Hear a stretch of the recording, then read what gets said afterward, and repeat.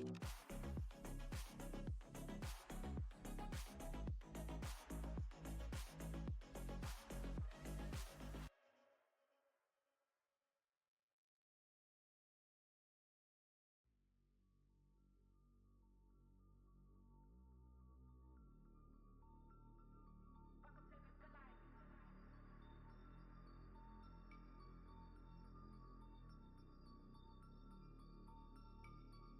to the good life.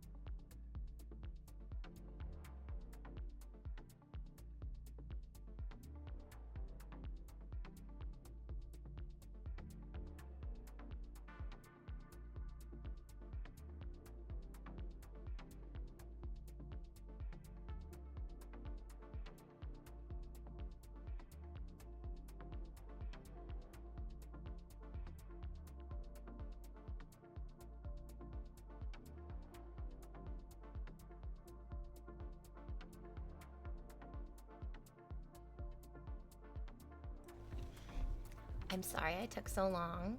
I was rocking out to the Prince of Egypt. I don't even need to tell you. I don't even need to tell you what I was doing. You know I'm rocking out to the Prince of Egypt. Okay, so serious question. Actually, I kind of like them down. Do we wear them up or down? I think we wear them down. I think we wear them down. Deliver us, Lord of all, deliver us. Hear our call, remember us. Here in this burning sand. Oh, you idiots. Which one of you fuckers sent me another notification on Twitch? My notifications on Twitch was stuck at 69 for so long, and I was so grateful. I was so grateful for that. Which one of you idiots? Just tell us it's all gonna be okay. So here's what we're doing today. Here's what we're doing today. Today, you, my sweet goopy idiots, you get to fantasize about marrying me, a Canadian woman. Shogun Rommel. Oh, Shogun Rommel is the best out of all of you because he bought me my favorite. Oh, it's upside down. No, it's good. It's not upside down.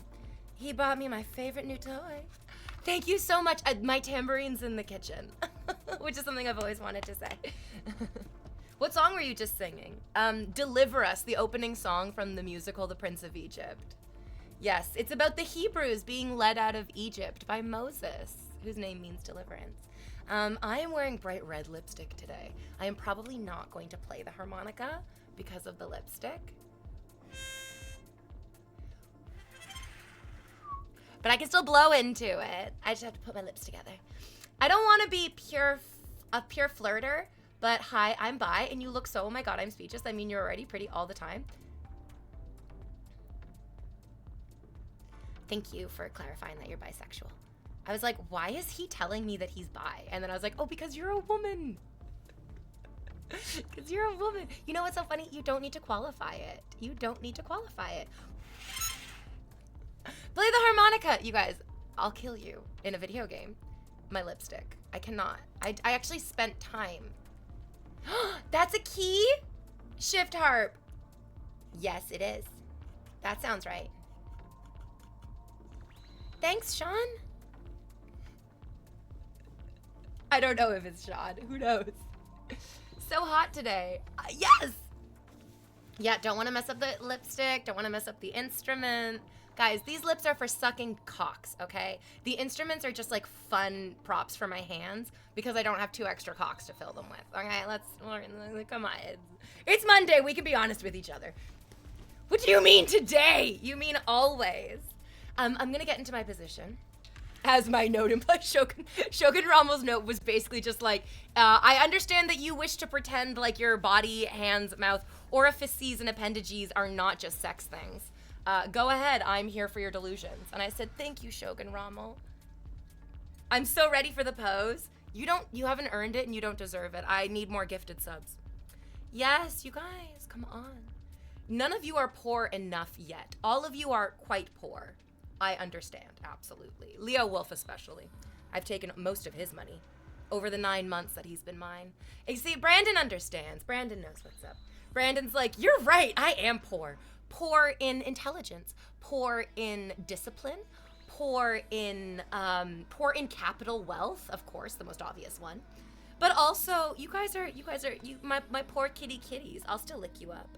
71 months of not being poor enough.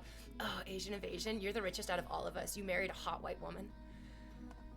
I'm so sorry. Is it okay that I say that? It's not okay that I say that. I shouldn't have said that. I'm so sorry. Love from Sweden. You know you're hot if Swedish men find you attractive because they grow up next to Swedish women. Yes. And I've seen some incredibly hot Swedish women. The hottest Swedish woman we all know, of course, is here on Twitch. I owe her a massive apology. She came to me after going through a tough period in her life, and she brought her pain and she brought her honesty to me with vulnerability and with thoughtfulness. And I couldn't hear it. I feel very, very bad. I feel like I failed her. And I feel very guilty. But I'm also like, growing means that you're able to look back on your previous actions and be like, wow, you fucked up, you idiot. I cannot find your left leg. It's underneath my right leg. Boop, boop. It's under, this is actually, I know that the seat looks like an extension of my gigantic fleshy ass. She's with a cool guy now and she's good. But she deserved to feel good with me from the get-go, because that was always my intention. And so I feel like this is less about the actual consequences of my shortcomings and more about me recognizing that although my intention was to be a supportive friend forever, I failed. I actually failed in the moment when it is the most difficult, which is usually where most of us fail. If I don't recognize that failure, if I try to pretend like it doesn't happen, then I'm not growing, and I'm not worthy of friendship. I'm not worthy of forgiveness. I'm not worthy of your attention or your money, to be honest. But I'm willing to accept, I can recognize it now. She came to me, she was like, hey, that relationship I was in was bad for these reasons. And I was so dismissive and blind and dissociated from what she was telling me. I was so rude to her. And she honestly was like, hey, well, we're not friends anymore because you're not listening to me. And I was like, fair. And she was right to do it. She was right to do it. Yes. It was right for both of us to just be like, then let's step back from the friendship if we can't hear each other. So, there's a great, changing gears entirely. There's a great Oglaf comic. It's one of my absolute favorites. We've talked about it before. Oh, Showtime Tyler. Oh yeah, baby. It's been a beautiful fucking year. I went on a date this weekend. I can tell you guys about that as well. I want to tell you about this Oglaf cartoon though, because it's really inspired one of my favorite ways that you guys simp for me now. Oof, there we go. So it's like this, it's this guy and he's in bondage and what have you, and he ejaculates and his cum comes to life and starts running away. His cum comes to life and starts running away and goes, I'm gonna tell on you, I'm gonna tell on you, I'm gonna tell on you. And the cum, that's right, Upright Lion. That's right, Upright Lion. Good. As I tell you about this Oglaf cartoon, you have to keep gifting me subs, okay? So the little live cum sprite runs into the throne room of a woman who looks nothing like me, but seems like she could be me. Why not? You're jerking off to both of us. And she is like, I see. And the guy runs into the room and he's like, what's going on? And she explains that she has enchanted his cum so that every time he blows a load, she'll be alerted to it and he'll be punished appropriately by having to oil up a couple of succubi that she, oh wait, no, hold on. Is it succubi? Was that, or are they like fire spriggans from Skyrim? They kind of look like fire spriggans from Skyrim. So anyways, the cartoon goes on and he's jerking off and he's oiling up the crazy bitches, and it's great. It's super fun. It's awesome. And it inspired one of my favorite simps. I hope you're here right now and listening to me explain to everyone the depths of your depravity. He has created this like really beautiful graph, this like really gorgeous, I mean, you guys are all computer dudes, right? So each and every one of you could do this. Created this like graph where he is logging the times of his ejaculations.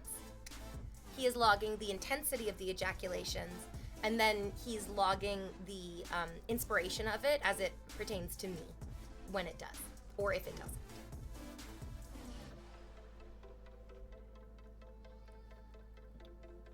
Therapists are always going on and on and on about the benefits of journaling. You guys can journal whatever the fuck you want. You can journal whatever the fuck you want. Find God? Oh my Lord and I have seen the face of God. Yes, I have seen the face of God in the reflection of the faces of the men that get to see me naked, or in the love and the care of my friends as they become parents. Yeah. I believe, absolutely. It brings me such joy and comfort to believe in God, absolutely. Not some sort of like all-knowing, all-powerful, like, superhero. To be honest, I think our entire universe is a marble sort of circling a black hole. Or, with the sort of, to be honest, terrifying advances in AI recently, this is all AI. This is all AI. None of this is real. We are absolutely in a fucking computer.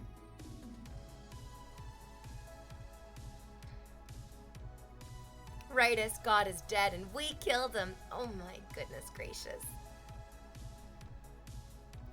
Would God exist without us psychotic apes?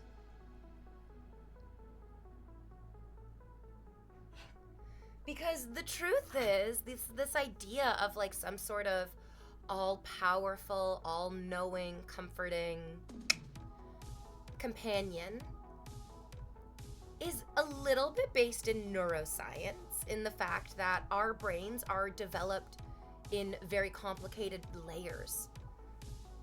The base layer might not believe in God, the sort of like lizard base layer, dinosaur brain, the stuff that's keeping our heart running, our digestion moving, our lungs breathing.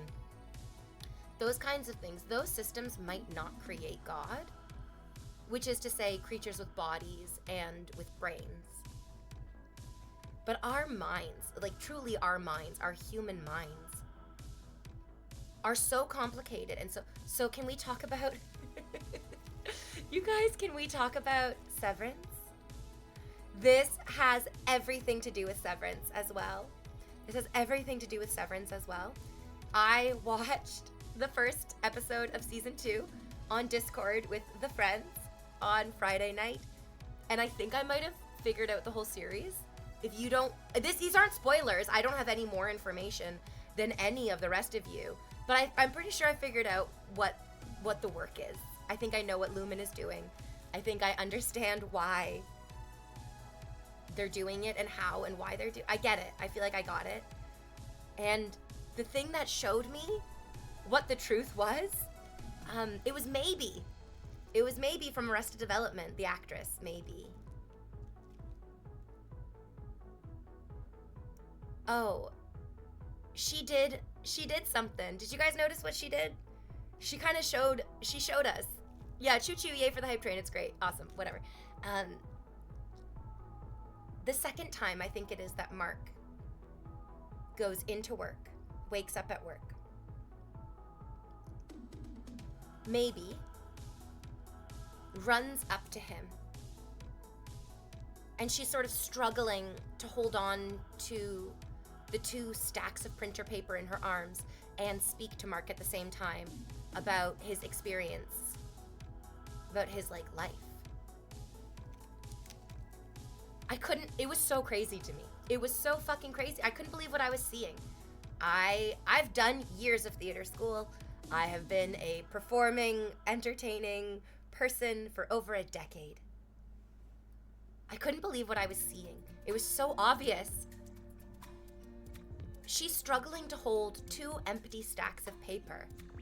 I believe what that moment represents was a clue to the reality of who she is and who the other people were in MDR at the beginning of the episode. They are 2 empty stacks of paper. She's not an innie and an outie. Those are 2 innies. The same thing with Miss Casey. Miss Casey was never an outie and an innie. They're just trapped as innies. Maybe is those 2 stacks of paper that she's struggling to hold on to. It's why those MDR people were terrible at their jobs, because the work that macro data refinement is doing is severing themselves. What they're doing is severing their innies from their outies by feeling the scary thoughts and experiences that their outies feel and literally boxing them away using the computer in front of them, which is connected to the chip in their head. That's why they had to bring them back. That's why they needed to come back, because they have to be outies and innies for the chips to work. For the severance to work, you actually need 2 separate people. And that's why PD's reintegration didn't work either. PD was supposed to keep going back to work. He was supposed to keep integrating the outie and the innie, but he stayed out, he stayed out, he stayed out. And so his innie couldn't reintegrate. He wasn't doing the work. I'm sorry if I spoiled Severance for you, but I think I figured it out. That's why the numbers are scary.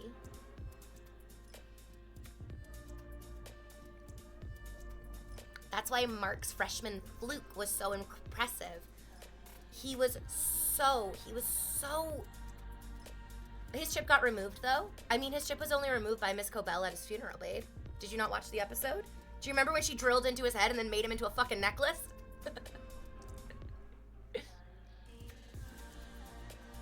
Mark was probably so emotionally agitated, his outie was feeling so many intense emotions that his innie was probably like, of course I can tap into all these emotions crazy easy. It's why Dylan is often the one who is the sort of best at MDR, because he has a wife and children at home. He's feeling tons of different emotions and he's able to access them really quickly and easily because that's what being around children makes you like. I'm sorry, I really hope I'm wrong and I didn't just figure out Severance and spoil it for all of you. You look great. Hopefully that's all you're focusing on and none of you are actually listening to me. Is she talking? Thank God I'm not. People probably think you're talking about belly buttons not knowing what Severance is. It's exactly true. It's exactly true. None of you are paying attention to me. None of this is even happening. Brandon's just here to pay me, and so is Tomato Brew and Brandon, my sweet angels. Who's the third little moron who's gonna throw his hat into this ring? We know it's not Sean. This guy's like, it's me, I'll pay you. You guys can go ahead. You guys can go ahead and pay up. It is astounding to me the number of messages that I get from guys that just say things like, I want to pay you. Oh my God, can I be your pay pig? Can I pay you? Can I pay you? Can I pay you? Like, guys, I don't want your stupid money. I want smart money. I want people who find the PayPal link, give me all their fucking money, and then screenshot it and send me that. You know what I mean? That's how you get a response from an e-girl. Not by trying to dangle imaginary money in front of them.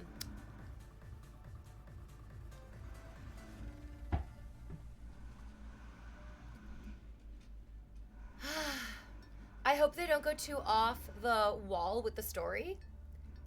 Dashing, my darling, my dear, my love. What a interesting thing to say. It's not often that people hope for mediocrity, especially in their entertainment. Often mediocrity in entertainment results in boring, bland, shallow experiences.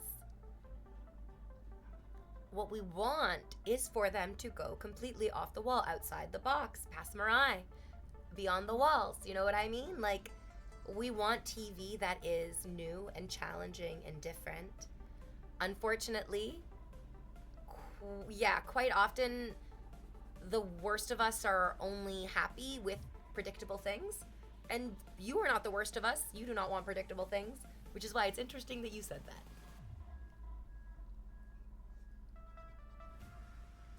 That doesn't spoil Severance because there also has to be something else going on with Lumen that's still a mystery. I mean, what are the goats about? Like, what are the goats about? Like, what do the goats mean? Ew, okay, moderators, can you just ban this idiot? This guy has said nothing, has literally contributed nothing to chat at all, and there are certain words that people use and say that automatically preclude them from any sort of meaningful interactions. The word crypto. The second somebody brings up crypto, it's just like, okay, I'm speaking with somebody who has zero brain activity. I understand now. I get it. Okay. So I went on a date this weekend. I hope he's not watching right now. If you are, Ray, stop watching, Ray. This is not for you to watch, Ray.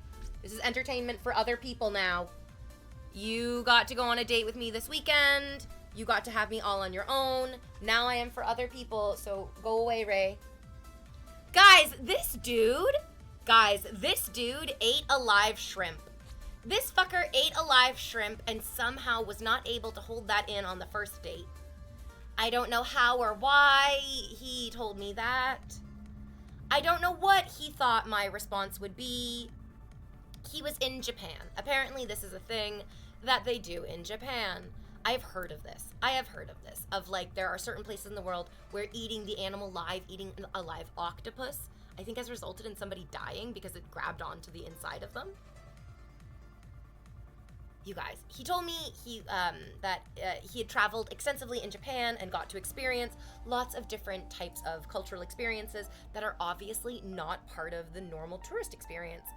And a part of that included him telling me that he ate a live shrimp. Now, he did something. That doesn't matter. Honestly, who gives a fuck? I don't care what this guy does. Whatever. But what happened afterwards is the most important thing, because this is a terrible habit that I have found almost universally in talking with men. When I tried to dig a little bit deeper into why he did that, he started explaining the greater context of cultural peer pressure, the sort of idea. And I had to stop him because it really bothered me. It reminded of me when I spoke with my brother about my brother moving back to Ontario, because my brother has like all of his friends from high school and university here in Ontario, and my brother has 2 friends in BC. And his 2 friends that he has in BC are a little bit unreliable when it comes to social engagements. So like he has 2 friends that he can sometimes rely on to hang out with, and he has about 25 friends in Ontario that he is close with and plays video games. They're watching my stream right now. Like some of the guys watching my stream right now are friends with my brother, and they play video games with him. And me and these guys live close to each other, and for whatever reason my brother lives all the way in BC. When I was like, hey, so like maybe you should talk to your manager about moving to Ontario, my brother did this same thing where he started explaining the greater context of the work environment, the sort of bureaucracy of, well, if I move here, then I have to make sure that and I stopped him, just like I stopped this guy on the weekend who I went on a date with, who was trying to explain to me like the social customs when you're with everybody and they're all eating this type of food, and how it could be considered rude to like decline eating something because everybody else is doing it.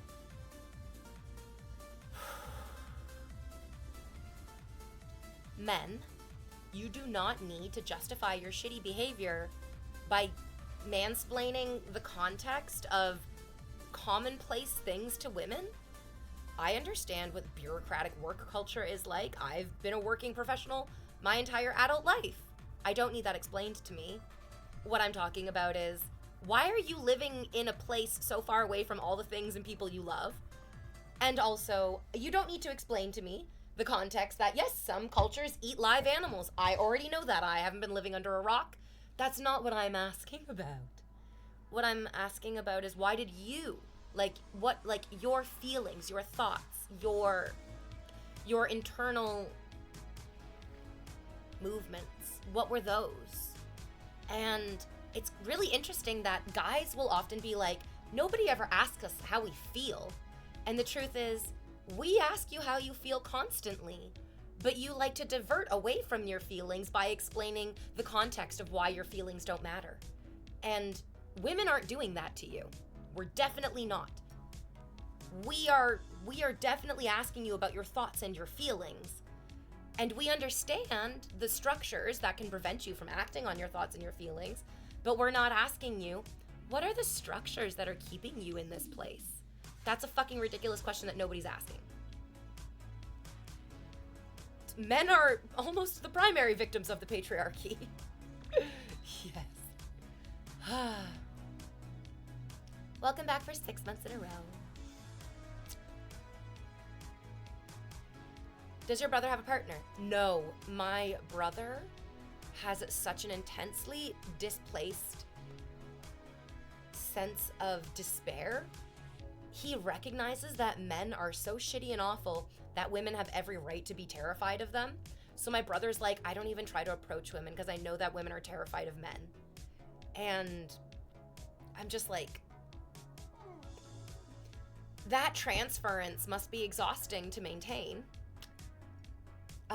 That is actually a byproduct of being trapped, often in a narcissistic relationship. A lot of us, whether we realize it or not, are in a relationship with a narcissist somewhere in our lives. It could be your boss at work or a coworker. It could be a person on your local fucking frisbee golf team. It could be an ex-partner. It could be an ex-friend. Ugh, just ban them. InvaderVie, the problem is that when we get asked about our feelings and we are honest, we get completely shit on, man up, etc. After that, we don't really want to share anymore. So what you're experiencing is the regular, yes, you're correct. Yes. When women open up about their feelings, they are also told to shut the fuck up, stop making a scene, don't be so dramatic. You're not being very attractive. This didn't really happen. You're probably exaggerating. Do you really think you're that attractive? You're absolutely correct that when men open up about their feelings, they are not met with warmth and an embrace and with the genuine reciprocity that they deserve. You're absolutely correct, but that's also because men are not giving it either. Men are not giving it either. Absolutely not. It is a lot easier for women to be socialized to accept the negativity, absolutely. For sure. But women are also not your therapists. Women are not your therapists. I agree that you deserve to have a safe space to express your feelings and to have them be heard and to have them be accepted. And that place is called therapy. And it's not you don't find therapy on Tinder. You don't find therapy on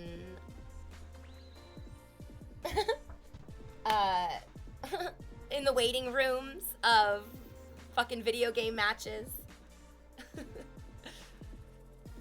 It would be a beautiful world if we could all express our feelings and have them be met with open honesty and acceptance, absolutely. But, I mean, it's your responsibility to find the right people to express your emotions to. It's nobody else's fault if you don't do the work to heal yourself. Have you ever watched the video of the guy sitting outside with the spool of wire? He's talking about how he's had it for 30 or 40 years. And has he reached the end of it? The perfect showcase of how messed up men are about expressing their feelings. I don't understand it all, actually, John. It's going right over my head, unfortunately. Going back to the narcissistic relationships, I do tend not to approach people because of horror stories, but what would remedy that? I never thought about it that way. Please pick up the book, It's Not You, by Ramani Dursavala?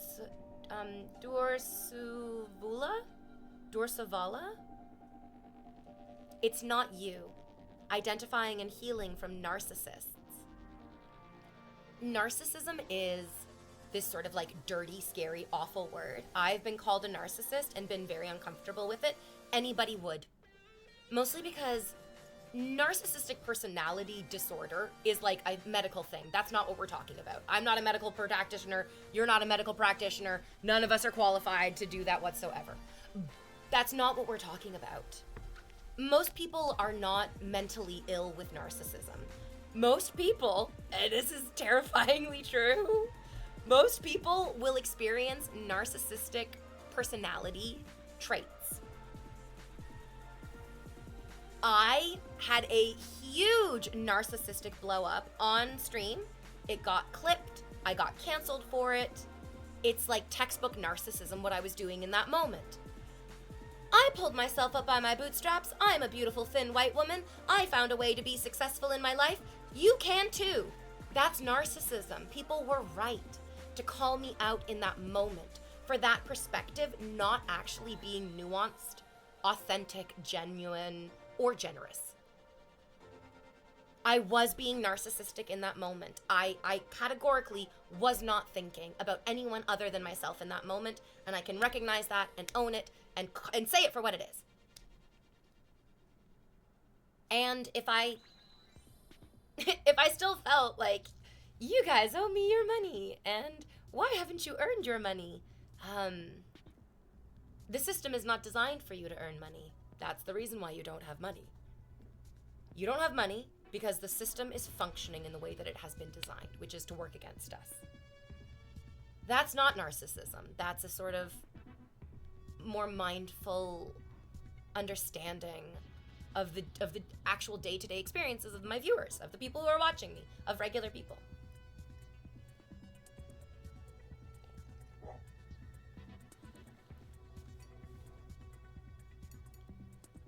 Okay, so this guy whose username is Loser, so we're obviously going to take everything he says very seriously based on his own appreciation of himself. He says many people in urban areas, oh my God in heaven, what? Urban Japan? Urban Kenya? Urban Sao Paulo? Like, there's a lot of different types of urban in the world, but okie dokie, moving on past that. They don't need psychology because we've seen it all. Oh yeah, I totally forgot that like child soldiers who have been tortured and abused their entire lives and have seen it all, they're the most the most level-headed, the most healthy. Of course, of course. And yeah, people who grow up in large, densely populated metropolitan areas are often very appreciative of their individualism. Okay, anyways, what else is he saying? We just need to learn the words. And we're gonna learn them from you, Mr. Loser. You like to deflect a lot. Own it. I need to be honest with you. I don't do anything a lot that you get to see. I barely stream. A lot of people, for whatever reason, have this hilarious delusion that you really know me because I stream for maybe 3.5 hours, 3 to 5 days a week. I mean, I show up less than your parents did for you, and you think you know me? It makes me laugh every single time, because I'm like, there's no way you could actually know me from the very small amount of information that I've given you about myself.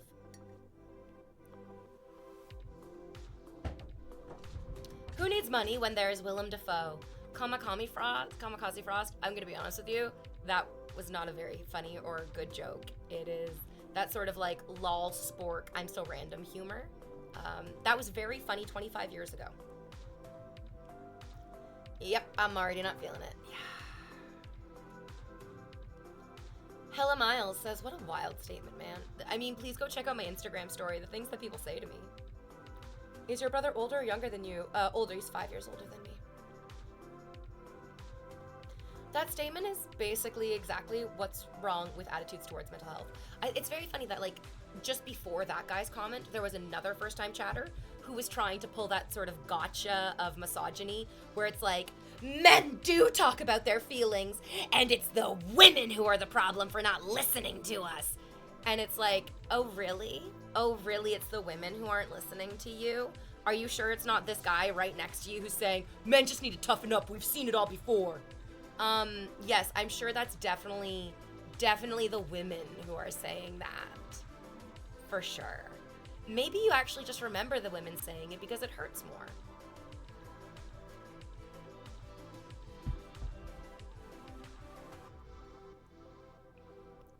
Yeah, this idea that, like, having experiences gives you wisdom? Absolutely not.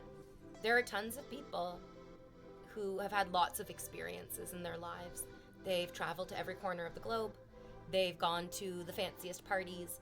They've swam in the most exclusive waters you could imagine. They've had wonderful life experiences. But that does not automatically make them wise. It does not automatically make them worthy. It does not automatically make them anything other than privileged. Congratulations, you're privileged. So am I. It's not that great, I'll be honest with you.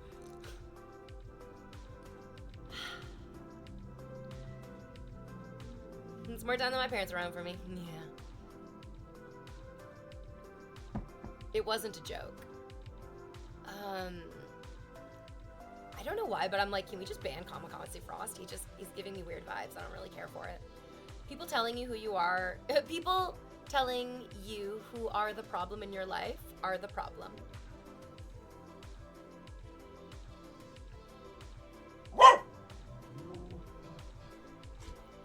To be frank, my close encounters with women have been a whole tornado of emotions, to say the least. Val, I hear you barking. Go in the kitchen, please. Go in the kitchen, please. I agree. Yeah. So unfortunately, what happens to a lot of us is that we don't have a person to talk to. Our best friends have their own lives and their own issues and their own problems. Our parents are old and kind of out of touch. Our siblings are busy. Our coworkers are dealing with their own stresses at home. You're absolutely right that a lot of us do not have somebody to talk to.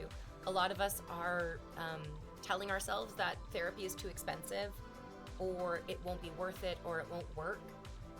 And we're perpetuating cycles that are comfortable, but ultimately really self-destructive. Like, really, really self-destructive. And that comes out in dating, because you sit down across the table from a stranger who is interested in you and opening up to you, And sometimes it all comes pouring out. Sometimes it all comes flooding out. Seeing emotions in other people isn't a problem. It really isn't. It is uncomfortable, for sure.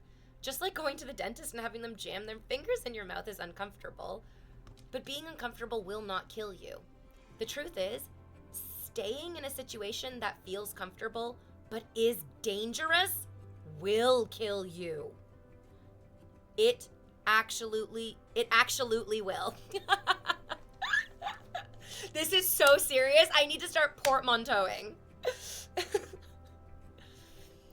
Yeah.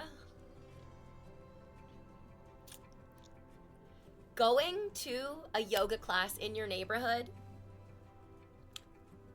and having a woman turn around and stare you in the face and go, "Were you just looking at my butt?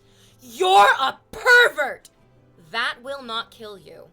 That actually will not kill you. You are allowed to laugh in that moment and go, "No, I was not looking at your butt, ma'am.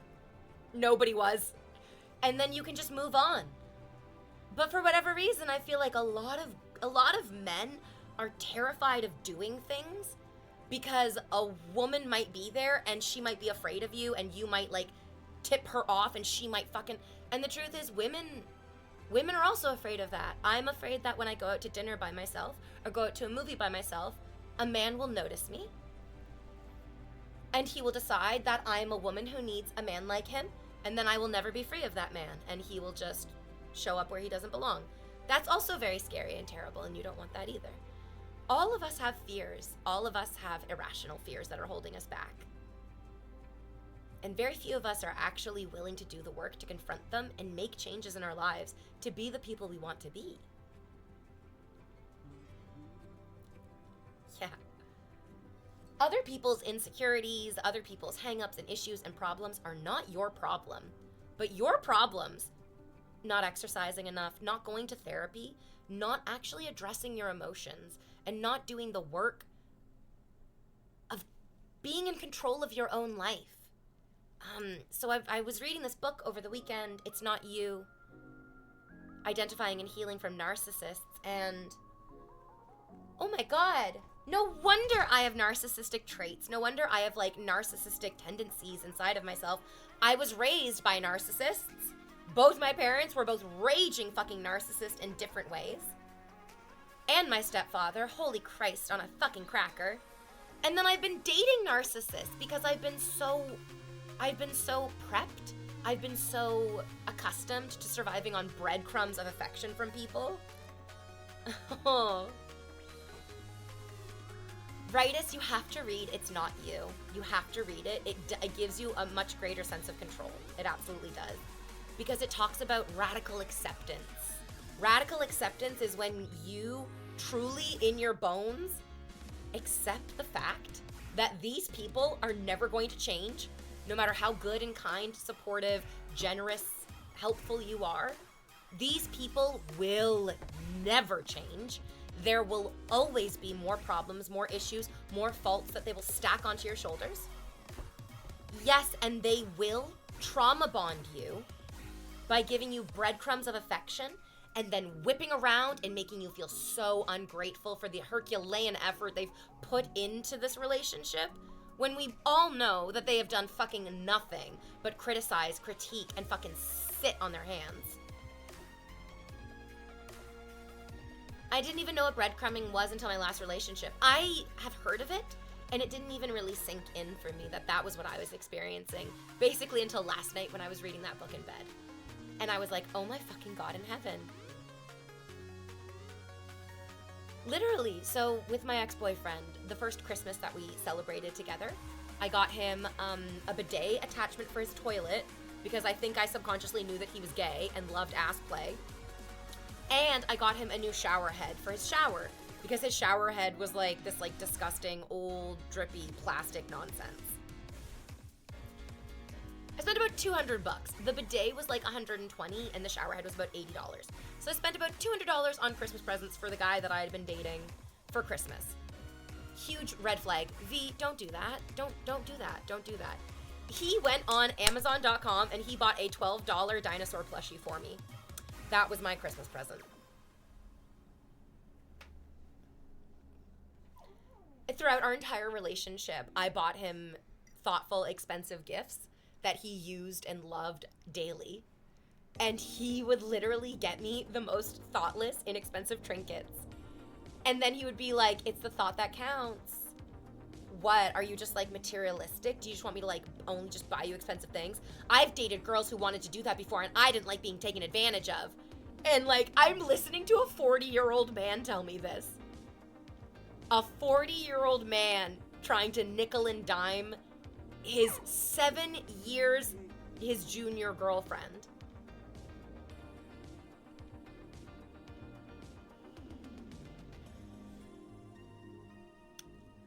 Ugh. You guys, we need to talk about the jam. Oh my god, I'm gonna go get the jam. Okay.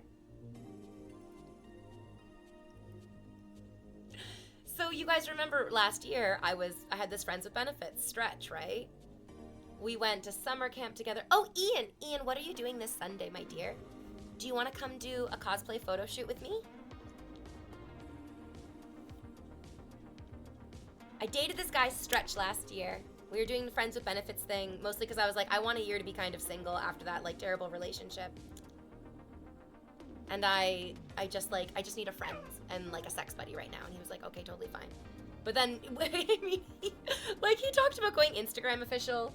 And he gave me, guys, he gave me the jam that his dying mother made with them. When his mother was dying of cancer, the whole family came together and made these fucking incredibly special, precious fucking jars of jam. And he gave me one because he was like, my mother loved you so much. She asked about you all the time and she would really want you to have this. And I was so like blown away by the generosity, by the love, by the thoughtfulness of it. I truly in that moment was like, I am so unworthy of this love and kindness. Well, I mean, he dumped me over the phone on New Year's Day. Gaslit the fuck out of me. Oh, man. But you know what I found out over Christmas? Everyone in their family has eaten their jam. I'm the only one who still has the jam. So I'm going to go on my break now. And you guys are going to fantasize about what I could do with that jam.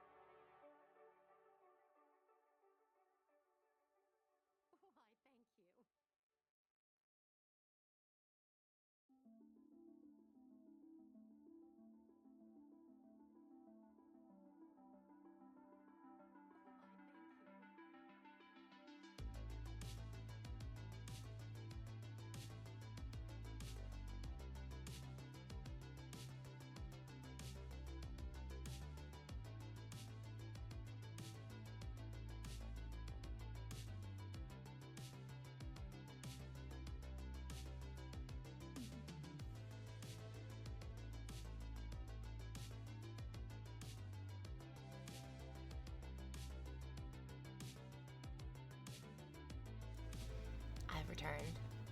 And I have the jam with me. This is the jam. This is the jam. So, I wasn't even thinking about it. I was like going to make dinner. I keep my food in the fridge like a sociopath. And I looked at it and I was like, what is that? Oh my God, it's the fucking family jam. Hadn't thought about it. Hadn't even, I mean, I was, to be honest, I was just so freaking angry at being dumped over the phone in such, especially being dumped over the phone and him saying things like, we can still be friends, but then never responding to any of my messages, even when I was sending him friendly messages. He said something to the effect of, this is hard for me too, V. And I'm like, dumping somebody over the phone is not hard for you. No, that's not hard. Built different, welcome back. Oh, no, wait, this is your, oh, it's your first time subscribing. Welcome to the blanket fort, I'm very glad you're here. I'll send the air reverberating with the mighty cheer. I'll sing you in, I'll sing you out, to you I raise a mighty shout. Yo, yo, my sub is here. Welcome to the stream. Oh my God, you do have a tambourine. It's like a really nice tambourine.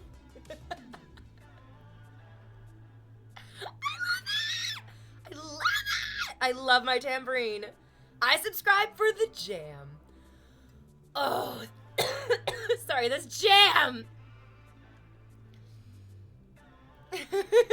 This is hard for me too, he says while doing the most medium way to break up with somebody. So I got dumped.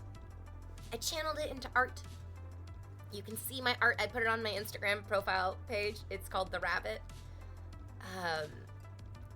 And then I was like, okay, I guess I moved on from this. This fucking whatever. Let's go on dates with other people. I've been having some amazing, I've been talking with this one guy and I don't like it. I don't like it because I'm already like, I like talking with him. Like I already like talking with him. I like the things that he's saying. He's being kind of a dick. And even when I was like, oh, like, are you being a dick? Are you being a narcissist? Or am I completely misreading the situation? He was like, let's not worry about that right now. I was like, it's okay, whatever. So like this guy could be a fucking raging narcissist, which is just my type. But I'm open to the idea. I'm open to it, yes. Moved on, was so happy. Until I gave you guys this fucking jam. This fucking jam. Put you over here. Put you over here, Jam.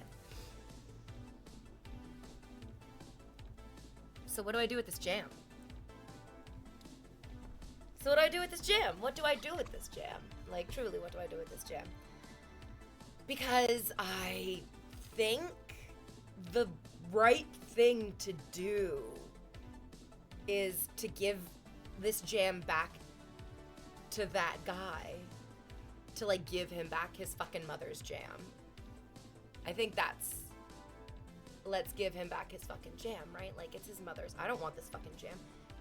I was like, yeah, give it back to him. And then I got real psycho on the weekend. And I was like, yeah, I'll give it back to him. I'll go to his house and I'll smash it on his front door.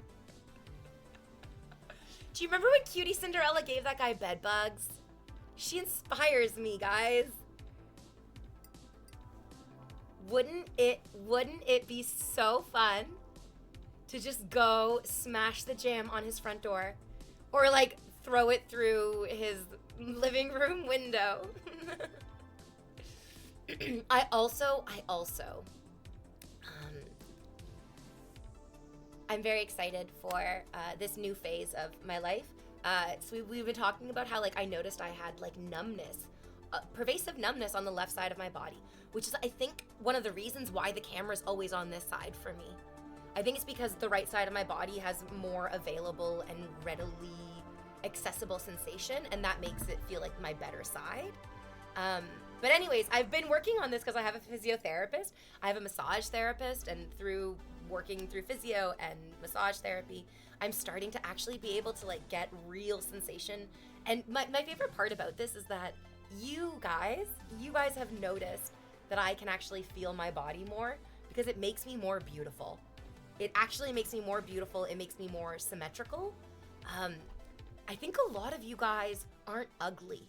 I think you have imperceptible numbness, which is causing you to slouch or to slant or to be off kilter.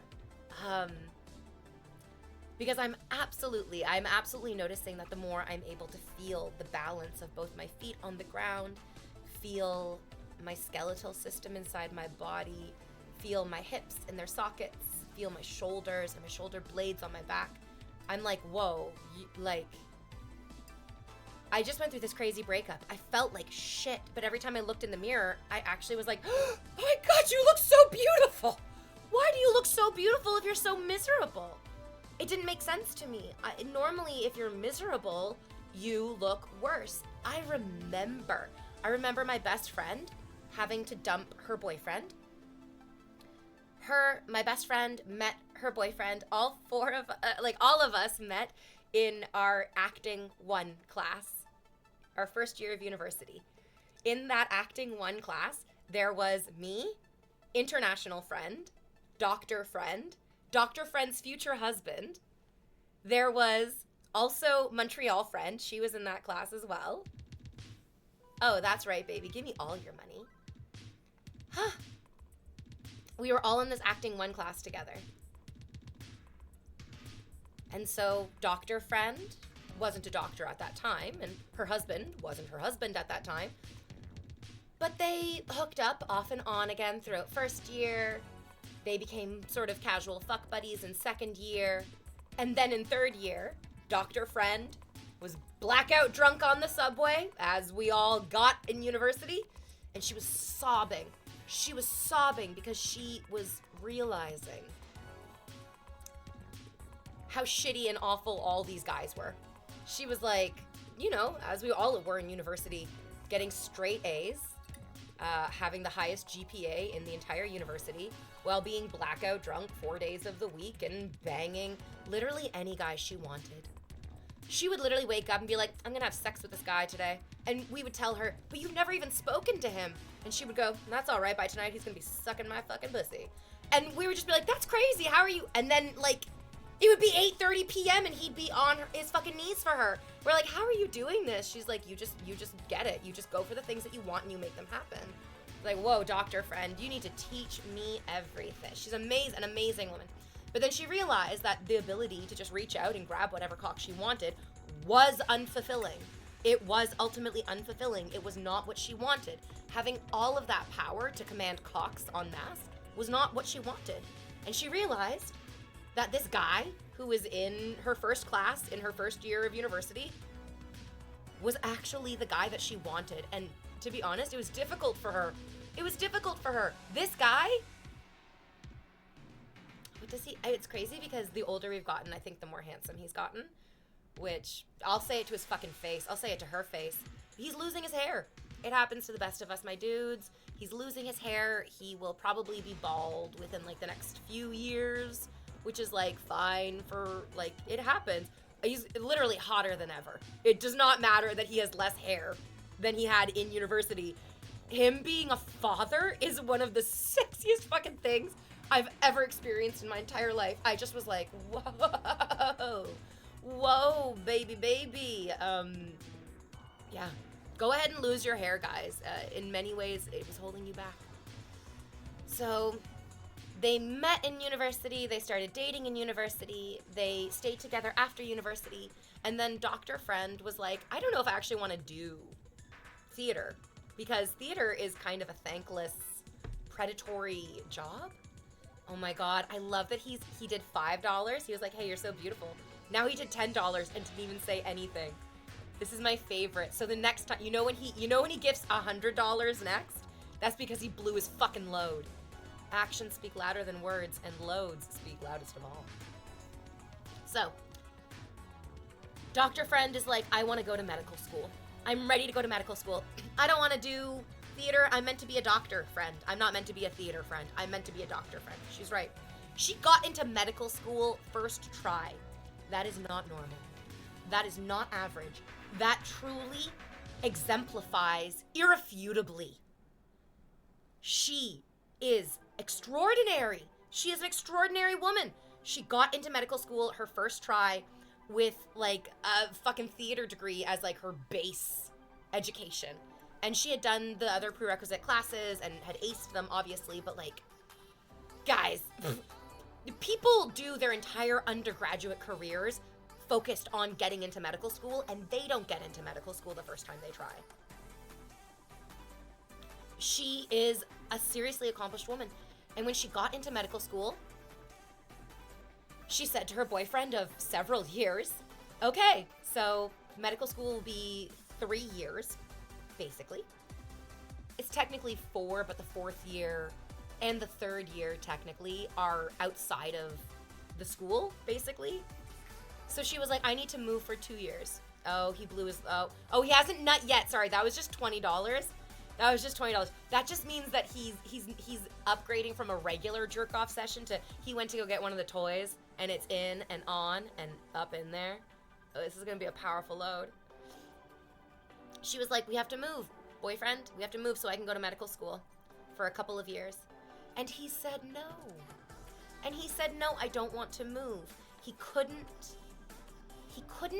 accept that change, and it ended their relationship. Like, they were living together. They had a home with a bed and a living room and a kitchen where they invited their friends in, where they found solace in each other after long days. They were planning a life together, and that life together included supporting each other through going to school.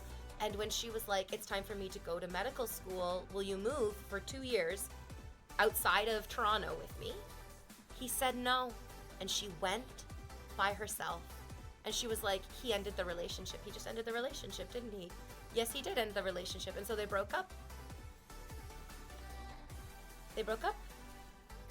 And it was awful. It was awful. I literally watched her clothes not want to be on her body.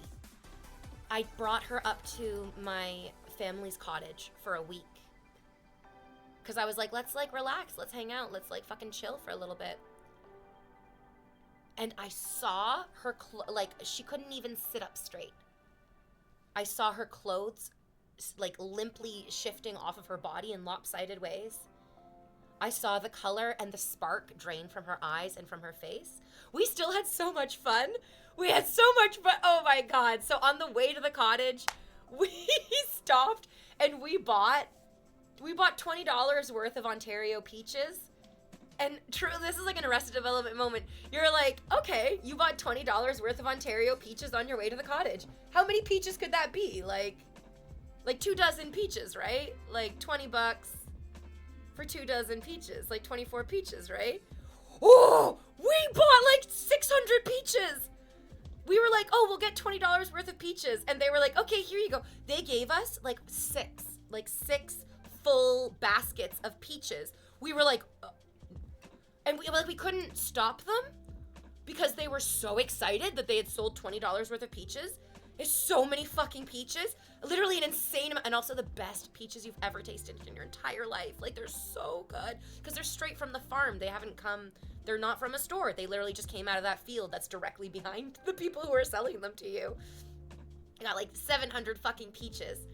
And we get to my cottage and Dr. Friend is like, okay, girl, we can't, she's like, if we eat all these peaches, we're gonna be shitting our fucking brains out. She's like, there's so much fiber in peach. There are so many sugars in peach. It's like a perfect combination. You can't eat all of these. You're gonna shit your fucking brains out. She's like, we need to bake these into pies. The only way that these peaches are going to be eaten and used appropriately is if we bake them down, reduce them in size, turn them into pies. And then we had other friends who were gonna join us on the weekend at the cottage as well. So we're like, we'll have pies ready for when all the other friends come. This is a great plan. Except I'm a fucking idiot and I fuck everything up. So Dr. Friend is in the doldrums of being broken up with. She's at my cottage and it's my car. So I'm like, hey babe, you stay here, you relax. I am going to the grocery store. I am going to buy 4 pie crusts so that we can make 4 peach pies. She's like, great, awesome. Go right ahead, V. I return triumphant, ecstatic with my pie crusts. And Dr. Friend looks at me, looks at the pie crust, and goes, V, is this a prank? because I'm a jokey, I do pranks all the time. I love to trick people. It's very fun. It seems like that would have been a prank that I would do. I got the wrong pie crusts. I don't know exactly how or why, but she looked at me and she looked at the pie crust and she was like, these are not the right pie crust that we need for a peach pies. She's like, you need to go back to the store. And I was too embarrassed to return these pie crusts. She's like, you need to go back to the store. I was like, Dr. Friend, what are we gonna do? She's like, go to the store. You need to buy, I forget what we bought. Maybe blueberries? I have no fucking clue. She's like, you need to buy more fruit because we need to use these pie crusts. So we need to buy more fruit to use these 4 pie crusts, and you still need to go back to the store and buy 4 more pie crusts for the peaches. When our friends came, we literally had 8 pies. We made 8 pies. All of our friends were like, this is exactly what we expected, leaving V Friend and Dr. Friend alone for a week. 8 pies. Like, not only did we eat pie for breakfast, lunch, and dinner, we also sent everybody home with like their own individual pies. It was great. We made so many pies. In between making all these pies, we wanted to go for a hike. So we went for a hike, not realizing that it was like the height of black fly season. And we got absolutely fucking ambushed by black flies way out in the middle of the woods. We were literally running and screaming. We took our shirts off and wrapped them around our heads and were running as fast as we could, looking through the armholes of our shirts, and like just bras and shorts on, sprinting through the woods, being chased by huge clouds of black flies, lost in the woods. Also, we were just like, where's the fucking car?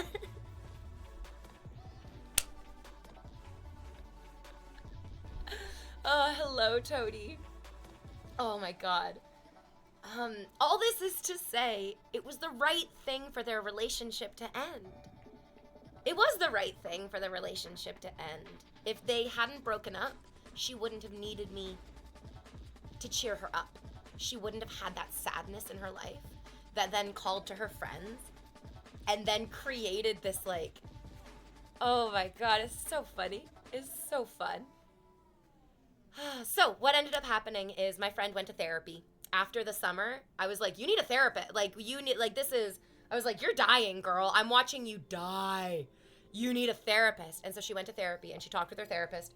And through going to therapy, her therapist was like,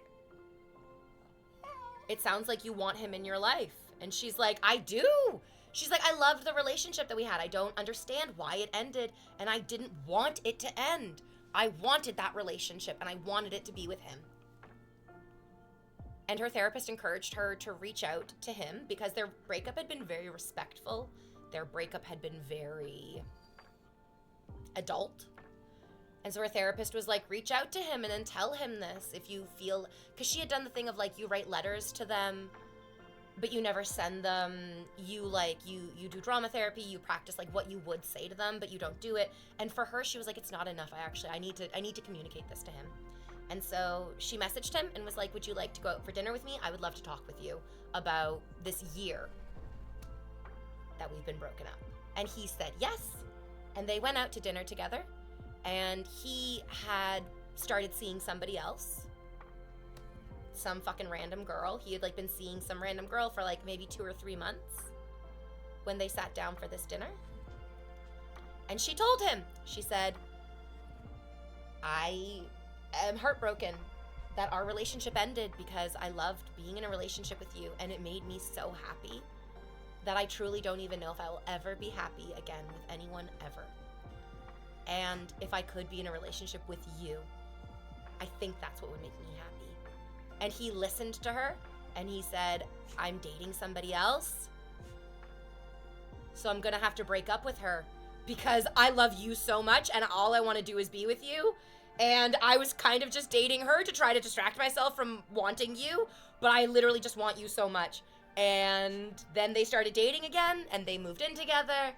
And I'm so happy that like I got to move them out of their house from medical school back into the city.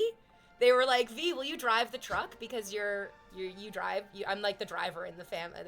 You don't look at me and think she's the driver in the group of friends, but I'm the driver in the group of friends. And so I got to like move them out. They just had their second son.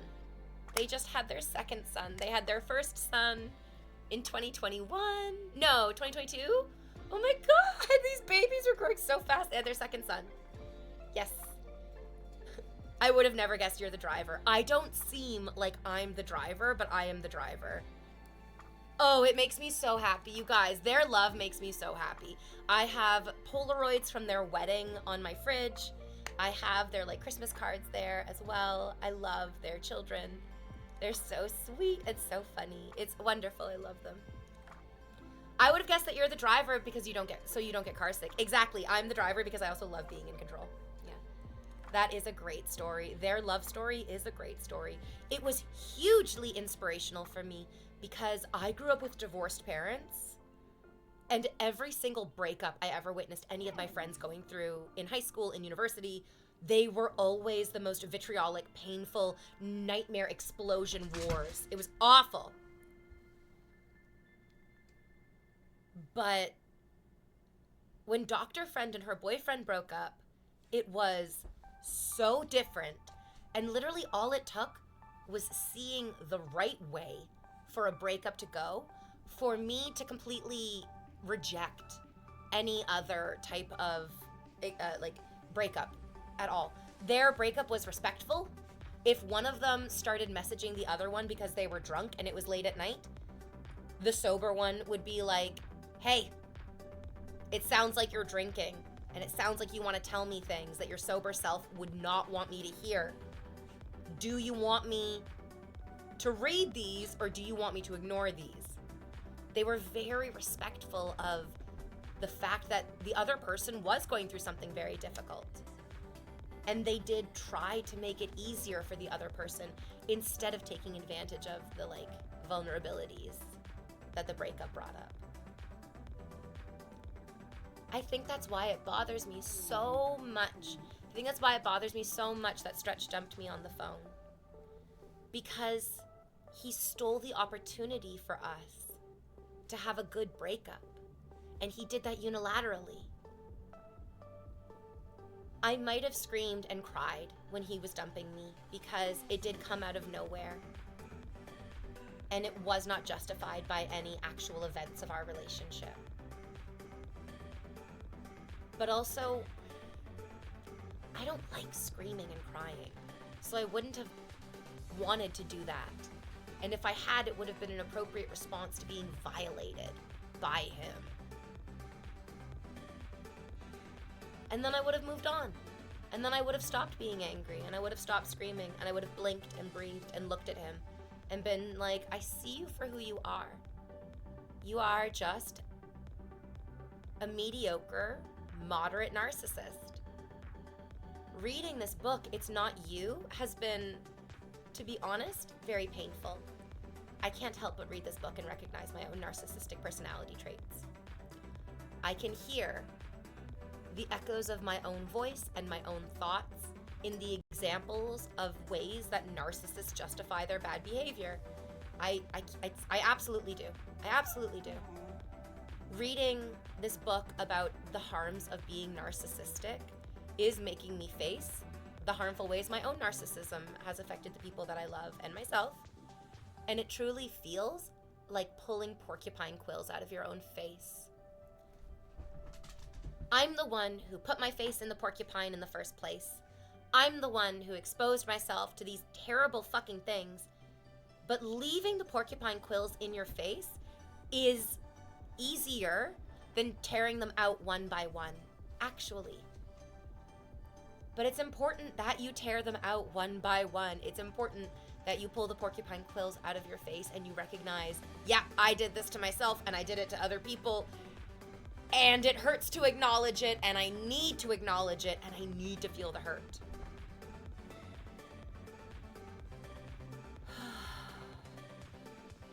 But also recognizing that I do not have a narcissistic personality. There are definitely narcissistic traits in my personality, for sure. Everybody is a little bit narcissistic sometimes, yeah. Those are traits.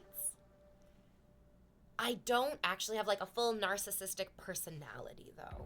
When I get off stream, I don't continue acting in this sort of like over the top InvaderVie, buxom, broad, fabulous way. I have like social anxiety. I am like afraid of strangers. I'm a regular person. I love puzzles and games. Yay! Yeah. Multifaceted, like, you know, the hair care colorings from the drugstore rather. And yeah, I can be narcissistic like anybody. But I've definitely never, like, led somebody on and then dumped them viciously. Never once. Never, ever, ever, ever, ever, ever once. Every single breakup I've ever had, whether it be with a friend or with a romantic partner or even with work, has always been done with respect, accountability, with showing my face. Ooh. Yeah. Dua Lipa sings, "You can't be bitter if I'm out here showing my face." And so I don't actually believe that I am a narcissist. But I do believe that I have been surrounded by narcissists and that they are intrinsically drawn to me. I don't know what it could be that narcissists find attractive in me. Yikes. Yeah. No, I don't. What narcissism is an acute lack of empathy. That's no good. That would make me unattractive. Being empathetic makes you more attractive. Literally. Not just figuratively. On a psychological, physiological, neurobiological level, being empathetic makes you more attractive. Yes. V, if I wanted to buy this dress for a friend, where would I get it? This is a red milkmaid style dress. If you Google red milkmaid style dress, I think this is kind of what would pop up.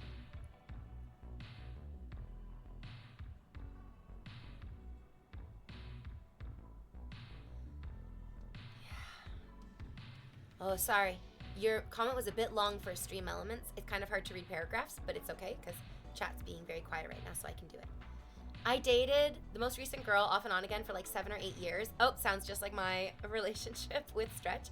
Ended up breaking up with her for a few months ago because she just showed she couldn't stop being emotionally manipulative and lying. It sucks because all the other aspects of the relationship were great, but those two things, non-negotiables. It's so funny.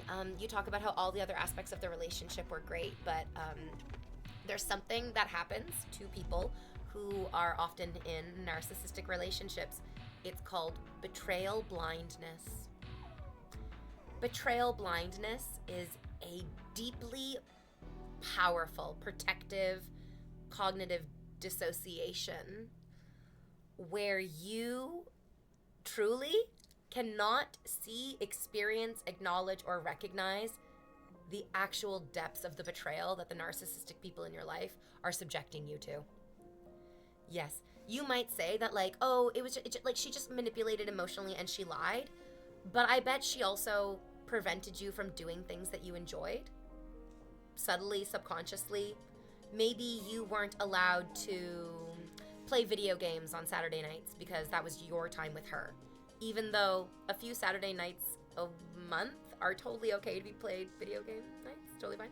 Or maybe you weren't allowed to eat garlicky food because the garlic gave you gas and that's not fair to her, even though natural bodily functions are definitely manageable and a normal part of human interaction. There are a lot of ways that we blind ourselves to the betrayals to be able to maintain narcissistic relationships. I often use the sound only when I'm watching your streams. Am I a narcissist? No, you could just like take a screenshot. I don't really move around a lot, so it's not like you're missing much. Like, you can look at me if you want, or you could just like know what I'm wearing and then let your imagination fill in the blanks of what you would do with that information. It's giving like Betty Boop, but better. Better Betty Boopin'? Whoa, badass. You do have some great facial expressions, though. I miss being able to see people's faces move in movies. It looks like excellent acting when you can just have the emotion boiling in your eyes and sort of like underneath the surface of your face.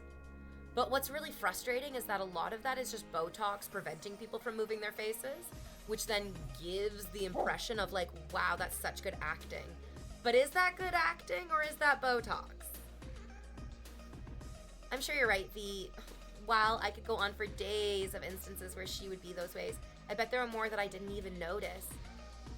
Part of getting over narcissistic relationships is creating the ick list. I-C-K, the ick list. It might feel, and then it's also dangerous to make this list because if the narcissistic person in your life ever finds this list, they might fucking kill you in a video game. But if you are able to make a list on your own without anyone else getting their eyes on it, don't save it anywhere on the cloud, don't leave it lying around anywhere. You have to make the ick list where you start writing out just like the ones you can remember off the top of your head, and then the ones you remember tomorrow, and then the ones you remember the next day. Because the truth is, the further you get away from the narcissistic relationship, the better your perspective is going to become, and the better your memory will become around those events as well.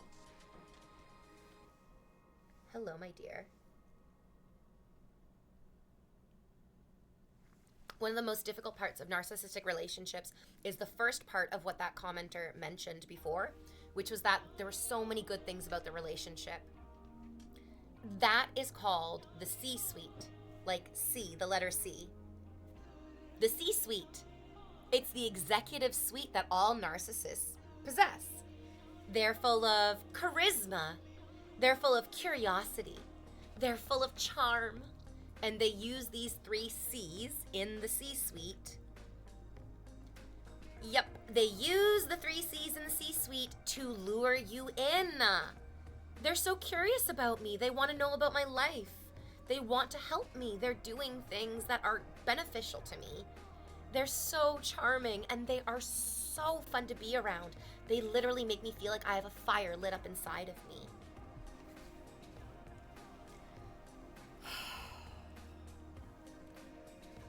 Hi, puppy. Hi, puppy. Yeah, we're going into it today, puppy. My dog's like, just play fetch with me and stop getting into this, like, dark shit. But no, puppy. This is the work puppy. Are you going to get me your toy? Where's your toy? Bring it here. So, the ick list is very, very important because the C-suite, the charm, the charisma, the curiosity, feeds into the betrayal blindness. These components work wonderfully together for narcissists. They will always be able to draw on their own instances of charisma, curiosity, kindness, like all those beautiful C's. I forget what the charisma, curiosity, and I forget what the other one is now. Anyways, yeah, she's doing calculus, chat. I'm getting distracted because if they can draw attention to the breadcrumbs of kindness that they have sprinkled throughout the relationship, then it will allow, kindness spelled with a C. It will allow you to be blind to the betrayals. The reality is, if you took all those individual kindnesses and you stacked them next to the weight of being betrayed, there are no amount of token kindnesses that are ever going to make up for being betrayed by your lover, by your parent, by your coworker, by your boss, by your teacher, by your peer.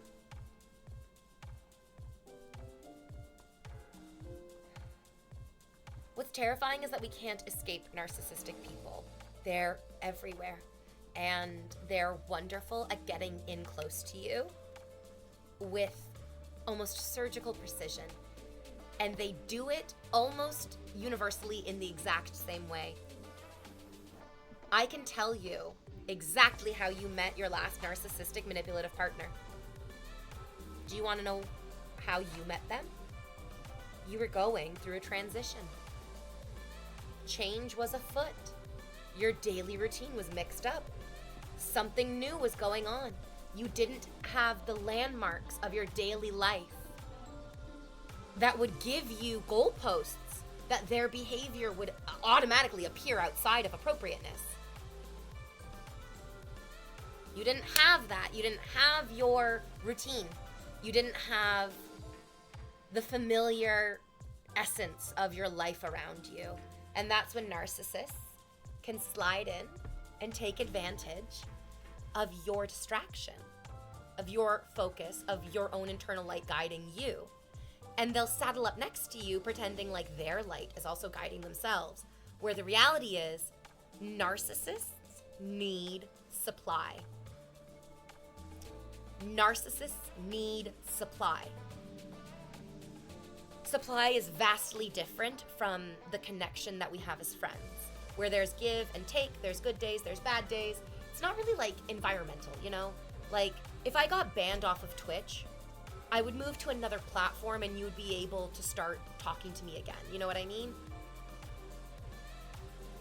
I don't need Twitch, or even technically you individually, to supply me with anything, because there's a give and a take, and I can find that give and take in many different places.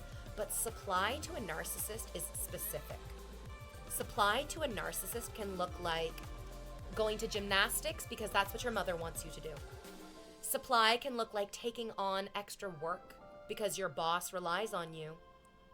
Supply can also look like supporting your partner while they pursue their artistic dreams. Supply is not the normal give and take of a regular relationship. Supply is one way.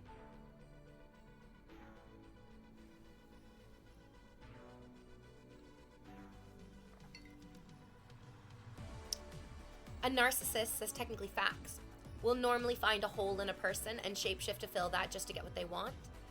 What's even more insidious than that, you're not wrong. You're absolutely correct. Yes, narcissists will find a deficiency in somebody and then give that to them to give the appearance of reciprocity. See, we're supplying each other. That's reciprocity. No, no, no, no, no, no, no, no, no. No. True relationships, true friendships can acknowledge the deficits in each other without feeling the need to fill in. Those deficits are for you to fill in yourself. That's what true relationships should be inspiring, you filling in those deficits. Not using somebody else's supply to fill in your feelings of insecurity.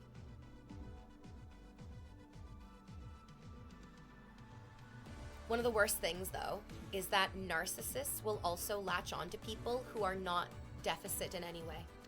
You can be a wholehearted, happy person who was raised in an emotionally stable family with supportive siblings. You could have gone to school and had groups of friends around you who were lovely and supportive. And you can still be taken advantage of by narcissists because you are surrounded by kind, generous, thoughtful people who are not open to the even possibility that this sort of insidious, malicious dysfunction can be brewing underneath the surface. Nobody is safe from narcissists. They will latch on to you when you are doing the best. They will latch on to you when you are at your most vulnerable and you are doing the worst. And they will latch on to you when you're in transition between those two places. UCF Timmons says, oh God, yes. This girl operated on the promise of getting better and ultimately it never came to fruition. I ended up doing everything and I got tired of supplying. What she was doing is called future faking. I do not like future faking. It makes me sad and frustrated. If you go check out the rabbit story on my Instagram, the first slide, the fool, is a classic example of future faking. Before Christmas, Stretch told me I would love to go on a vacation with you. Yes, let's go to Jamaica together. Let's go to Curacao together, V. Yes, let's go together, V. We'll go on this great vacation, V. We'll pick a date, maybe in January, maybe in February. Actually, even more than that. Stretch future faked the weirdest, most inappropriate shit. His father is going down to the States for a week. So Stretch is going to go stay in his father's condo while his father is in the States for that week. And Stretch was like, you should come stay with me for a few of those days and we can like play house together. would he say that? Why would he say that? Of the dresses on your wish list, which color is your number one? Oh, I think the red. I think the red. No, maybe the black? I think I might wear the black the most, but I think I might want the red the most. I don't know. Honestly, let's flip a coin for the red or the black. I'm so afraid to wear white because it makes you look fat and lumpy. I love red. Yeah, it does suit me quite well. Yeah, you can't deny that red is kind of my color. So, the future faking. Yes, be very, very cautious of future faking. Because narcissists will tell you whatever you need to hear in the moment. They will make whatever I swear I'll get clean. I promise I will call the doctor. I'm going to paint the garage. I'm going to go to therapy. This is called future faking, and it is not real. You look good in both, but the black would be the best in my opinion. I think I would wear the black the most. Yeah. I feel like I would wear the black like every week. And I feel like I would wear the red when I like. So I wore red for my date this weekend. I felt very pretty. I don't think I'm going to see him again. He kind of had 3 strikes and he was out, you know? He called me sweetie. I don't like it. He called me sweetie and he like did it a few times. And that in and of itself is not the end of the world. I was like, I don't like that, but then also that's pardon me. It's my responsibility to express that. I can communicate that to him. Hey, my name is V, and there is nothing sweeter to my ears than my own name. I can say that for sure. I definitely could have. So that was like a half strike. And then him telling me about eating a live shrimp was like another half strike. And then the other half of that half strike was when I was like, why did you do that? He started strawmanning me, as men often do, much to my fucking chagrin.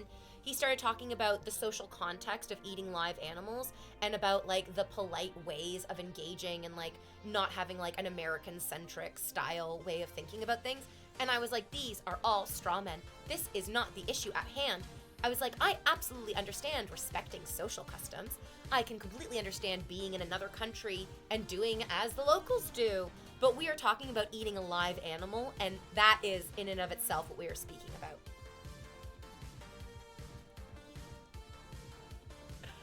I just was like, you need to, I like kind of physically, as if the words he was saying were taking up space in the conversation, to like physically push this stuff aside and go, no. What I'm talking about is that you chose to pick up a live animal, put it in your mouth, and kill it in your body. Why did you choose to do that? And then he was like, I guess I gave into peer pressure. And I was like, yes, you did. And that's what I want to talk about. Because the truth is, he ate a shrimp. He ate like a live shrimp.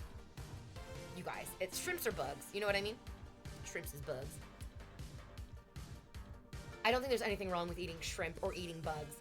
I don't think you should eat them live, though. I think they should be dead and prepared, like food often is. That's just also how food works. So,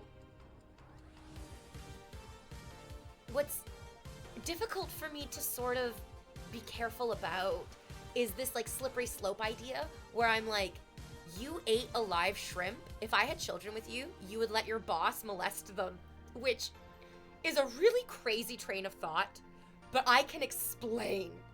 Okay? It is a huge red flag to me when people are unable to stand up for themselves, because it makes me worried that they would not be able to stand up for other people like their own children. And if their boss was like, I need to molest your child if you want to get a raise, this spineless, cowardly, peer pressure falling into gelatin man might be fucking irresponsible and crazy enough to do it.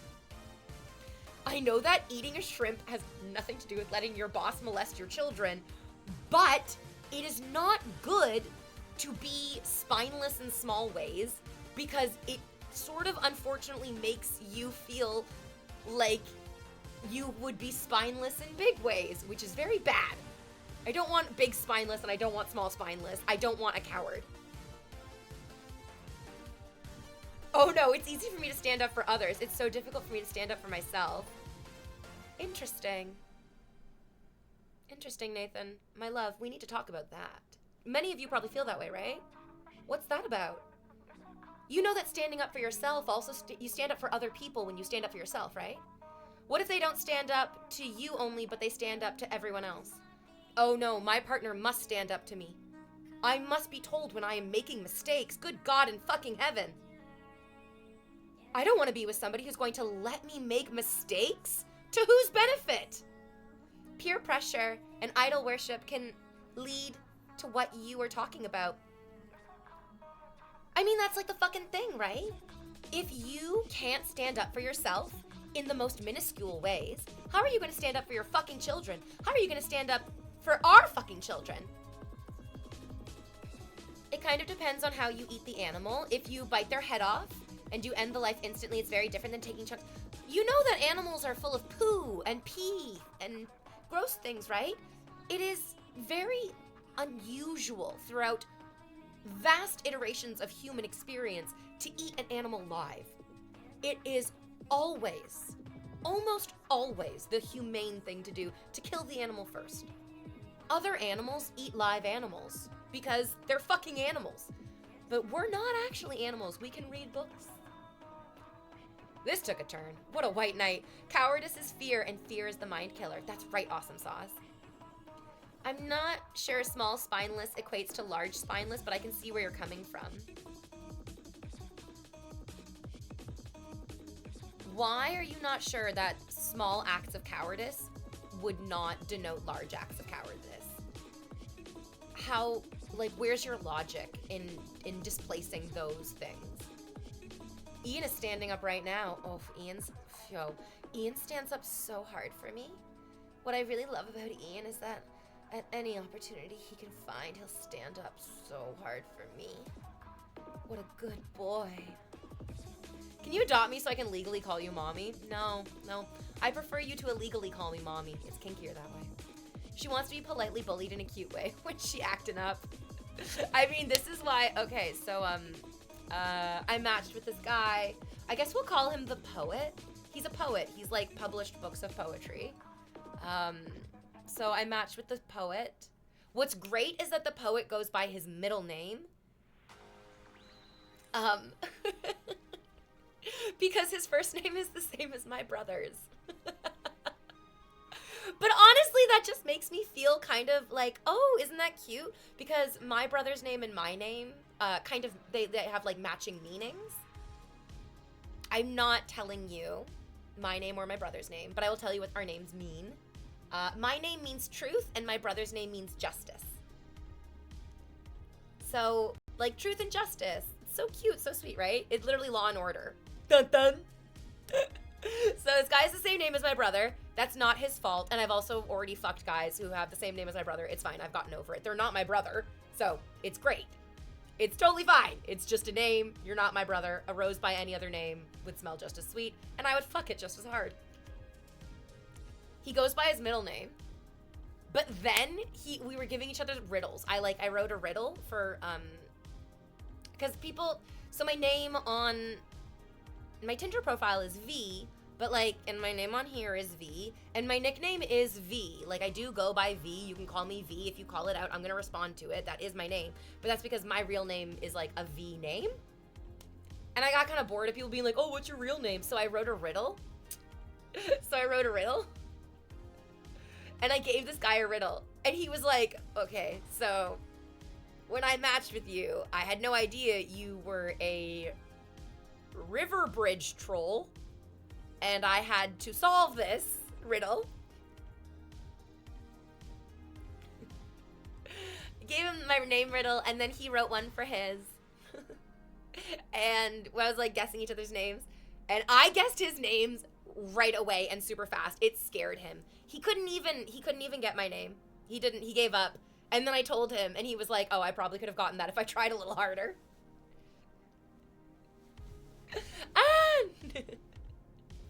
So, I am excited to go on a date with this guy. He kind of looks like Matt Smith, which is good and bad, I guess. Take it back. Take it all back. That's good. There's other guys that I'm talking to, too. There's another guy. He's like a fitness guy. He's a fitness guy, and he fosters cats, and he seems so sweet. It's so difficult. I can already tell that he's very excited about me. And that makes me want to run away from him. Like, he was already like, oh, you deserve to have, like, lay down in a hot bath and have a guy there bringing you, like, delicious handmade snacks and, like, a glass of wine. And I was like, that is literally beyond my wildest dreams. Like, my dream is that I date a guy who just leaves me alone so I can be by myself in the bathtub.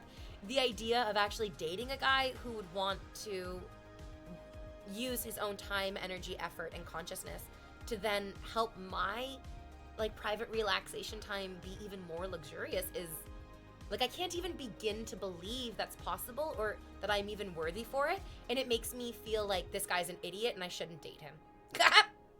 Oh my God. Oh no, I can hear myself saying these things. Oh no.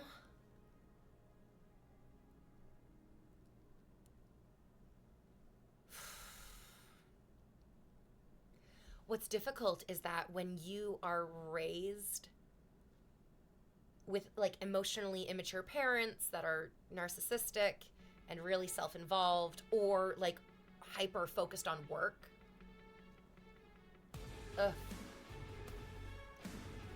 It makes you feel uncomfortable with the idea of enough because you've learned that you can survive on so little.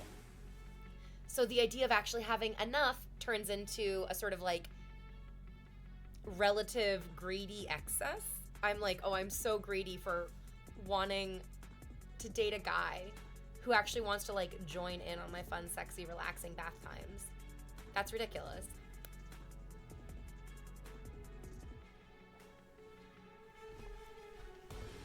Okay, it's time for our break.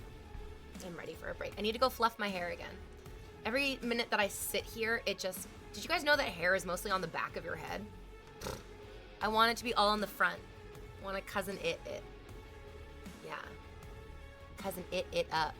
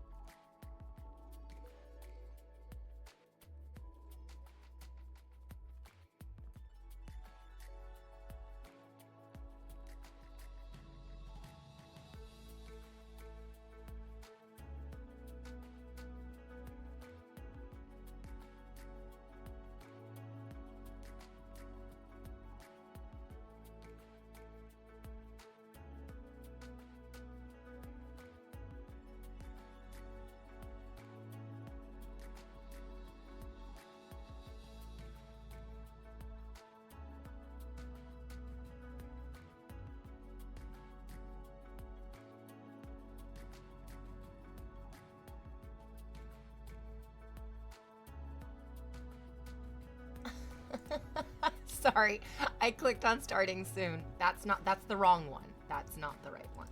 My bad. I'm boiling water, which is good. Good for tea, but it's not ready yet, so I just have to like be patient and wait a little bit. Sam Dog says, Sam Dog needs a gifted sub, you disgusting, vile simps. How dare you enjoy me for free when Sam Dog is going without? Sam Dog says, a farmer should share any secrets with a scarecrow because the potatoes have eyes and the corn has ears. Yes. Oh, Repelmer, it's been a minute. Okay, the water's boiling. Okay, sorry.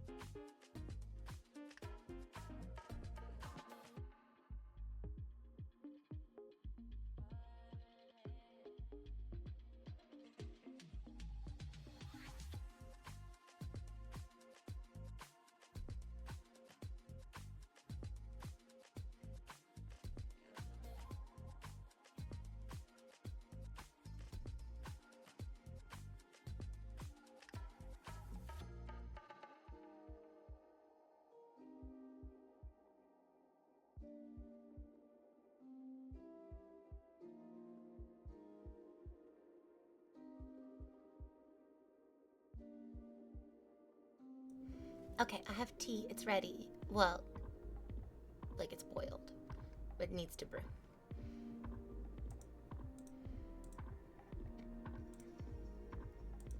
What a lovely dress.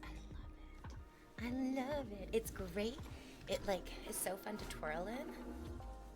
I mean, the straps could be going up as well, but I don't know. I like, I don't know, the continuation of the sweetheart.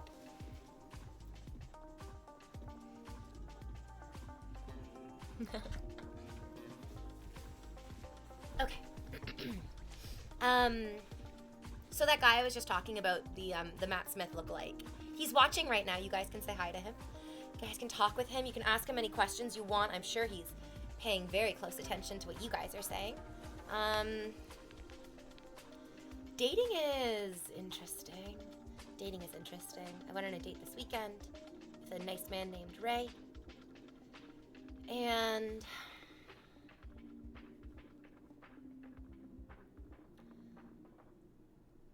I feel like such a bad person. I feel like such a bad person.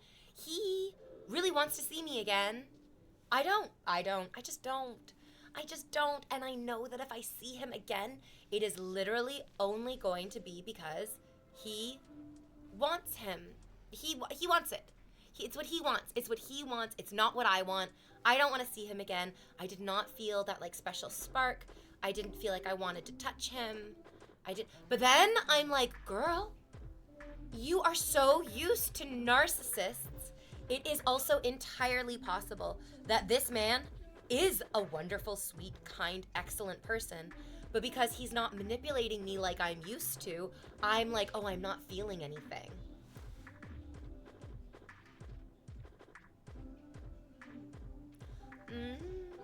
No, that sounds crazy. I think I do know what I'm feeling. Yeah, Tigger. Two things can be true. It does not need to be an either or. He can be outside your norm and you don't feel a spark. Yeah. Yes. It is absolutely possible that he is not a narcissist and he is a very sweet, wonderful man, but that doesn't necessarily mean like those two ticked boxes are the ones for me. Okay, so he messaged me and he was like, oh, I'd love to like see you on Tuesday or Thursday this week.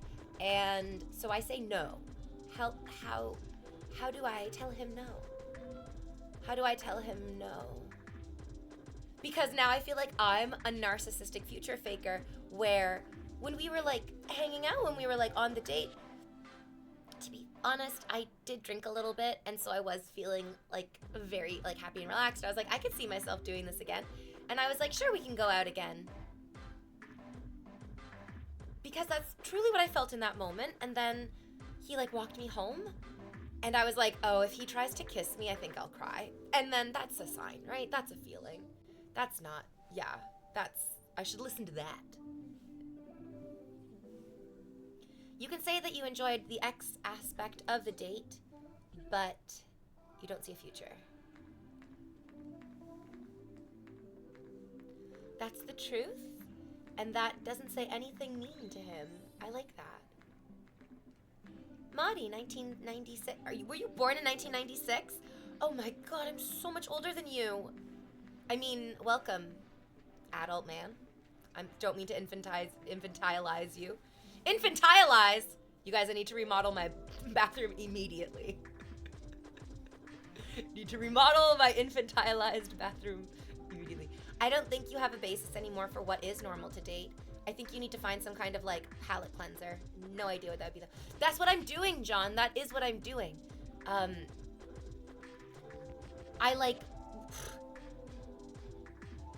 don't know. I was trying to be friends with benefits with Stretch, for real. He's the one who invited me home with his fucking family and then acted like I kicked in the door, whatever. I feel like I've been trying to have a palate cleanser and just go out on dates with people, see what I feel, see if I, like, recalibrate, perhaps, even is the word. Yes. Thought you were gonna I also thought that I was going to marry Stretch. It is part of his narcissism because he takes me for granted. Stretch also delusionally probably thinks we might still end up together. He might, in his very sick, stupid, shallow mind, believe that he can, like, I don't know, apologize somehow for the things he's put me through and then get me back and make it all worth it. Because that's what narcissists do. They prey on the generosity, vulnerability, and empathy of regular people, and they take them for granted. Yes. So this jam, this is Stretch's mother's jam.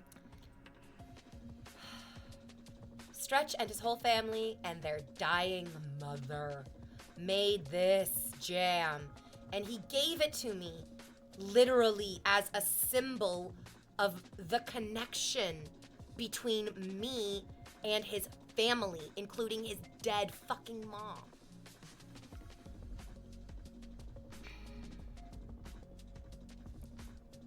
I talked about how when I realized that I had it, and when I also realized that this is the last of the jam. There is no more jam on this planet that was made by Stretch's family and their mother. This is the last one. The rest of the family have already eaten it. It's gone. This is it. I spent all weekend fantasizing about, like, different fantasies. Number one, just fucking throwing it on his front door and watching it, like, splatter and smash. And you guys, you know how satisfying it would be because we've all seen fucking Spaceballs. And we know what it looks like to jam the fucking radar. I wanted to jam him. Oh, I wanted to jam up his fucking life. I wanted to throw it on his front door, and then I was like, no, I want to smash it in the street. I want to smash it in the street to even further separate and to sort of, like, violate the intimate nature of it by, like, smashing it in the street. Like, I was just losing my fucking mind thinking about this stupid fucking jam. And then I got even crazier. I was like, no, this is what I'll do. He works at a bike shop. I need a helmet because I'm starting to roller skate and rollerblade. Guys, I'm going to be an amazing roller skater, rollerblader. I'm going to wear these cute outfits and I'm going to roller skate and rollerblade for you guys on stream. I'm really looking forward to it. I'm very excited. Getting this sensation back into my body is really opening up a whole world of, like, fun and excitement that I get to share with you guys that I've been neglecting and afraid to engage in because of the imperceptible numbness in my body. So I was thinking of going to his bike shop.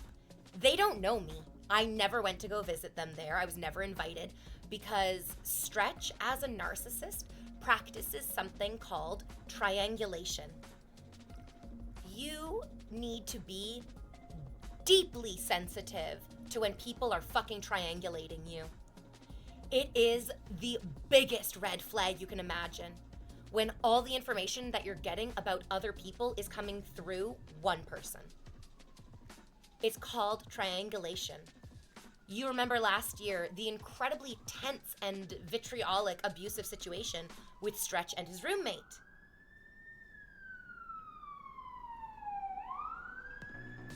Triangulation. What normal people would do in a situation where there is tension or conflict is they would bring the people together to engage in a conversation to get over the conflict. What narcissists do is something called triangulation, where they keep people separated with them as the central column of information. It's how narcissists maintain control over the narratives that shape the relationships in their lives. Keep people in place, keep them off kilter, off base, not knowing what's really going on, and suspicious of people who they don't even get to interact with. I hear you, Bal, I hear you. It's dastardly, devious, despicable deeds, exactly, and it's not even done well. Stretch's triangulation was not very good. He was very sloppy about it. He also tried to triangulate me and his own brother. He did it in a really, really dumb way. He came up to me and whispered, "Oh yeah, my brother doesn't want to talk about the roommate situation, so don't bring it up."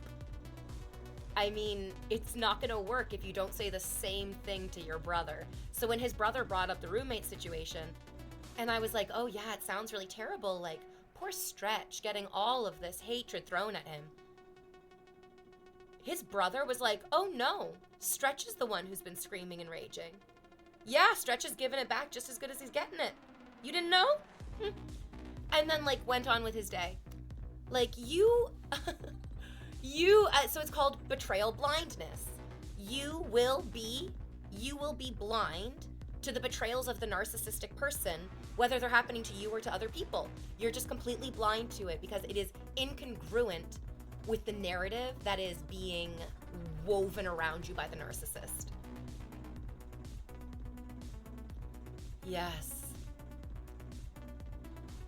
Yes, I believe that is what, I think there were so many factors going into why Stretch dumped me the way he did. I think it was because I was starting to get wise to the actual reality of the situation.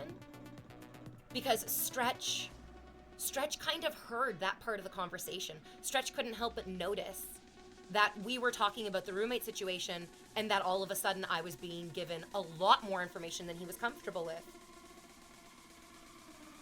The reality is, Stretch was using me as sympathetic supply based on this imagined feud that he created with his roommate. I was supplying him with love and support. I was supplying him with extra patience, with extra understanding, because I thought he was a victim in this relationship. And when his brother told me, "Oh no, he's not the victim, he's one of the active participants," that jeopardized the supply that I was providing Stretch. I was not going to passively sit back and listen to Stretch's stories. I was going to start challenging him and saying things like, "Well, did she really say that? Did she really yell at you? Because your brother told me something different." And that would threaten his supply, so he had to dump me. He was also threatened by the supply of love and admiration that his father was giving him, because his father and I, over Christmas, had these types of conversations, these types of deep, thoughtful, mindful conversations. And Stretch's father looked me in the eye and with a full open heart said, "You're doing the work, V." And I could feel Stretch and his brother in the room sort of like explode with icy rage. I could just tell automatically that what their father had just said to me was not something that they got to hear every single day either. That it was very special that he said that. Are you triangulating us from this guy right now? Oh, I wish I could. So the truth is, I do not triangulate people. I don't. I encourage you to go talk with him. I have given you all the information that you need to go out and find Stretch. You can find him. I encourage you, talk to him. Get his side of the story. Ask him for the fucking text message screenshots. I encourage each and every one of you. I'm not trying to dox him. I'm not going to tell you his name. I'm not going to show you his face. I'm not going to give you any of that information. But I have given you enough information that you could reasonably narrow down the possibilities of who he could be in the city of Toronto. You could find him. You could message his Instagram and you could say, hey, InvaderVie said all these things about you. Is any of this true? And see what he says. I'll just tell you.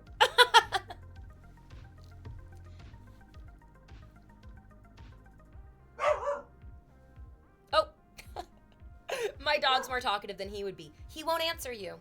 He will not answer you. He will not respond to you. Because you don't supply him with anything. You are worthless to him. Why would he ever explain himself to you? Yeah, he's not going to respond. What he will do is show people your message and paint himself as the victim going, look at the smear campaign my narcissistic ex is throwing against me. She has an audience of hundreds of people and I am just a sad, lonely 33-year-old adult man working at a bike shop. I mean, I loved him. I promised him everything. I loved him with every fiber of my being. I literally got on my hands and knees, I stuck my ass in the air, and I took a photo of myself saying, all yours, baby. I gave him literally the best that I had to give. Absolutely. And I did it every single day. I was with him. Absolutely. Yes. And he dumped me over the phone. I would love literally nothing more than for him and I to be able to sit in front of you together and talk about the experience of our relationship. I would love to hear him explain and rationalize and justify his choices and his behavior. Not only because I feel like it would show everyone what a fucking idiotic, shallow loser he is, because nothing he could say would ever justify his actions, but also because it would help me understand him more, and part of me still loves him. And part of me, when I close my eyes and I think about love, still sees his face and wants to anticipate his loving embrace. It's so hard. It's so hard because my mind and my brain and my body loved him for so long. Loved him since I was 22. And in a lot of ways, like, loved him since I was 9 years old. Because I loved him as a friend first.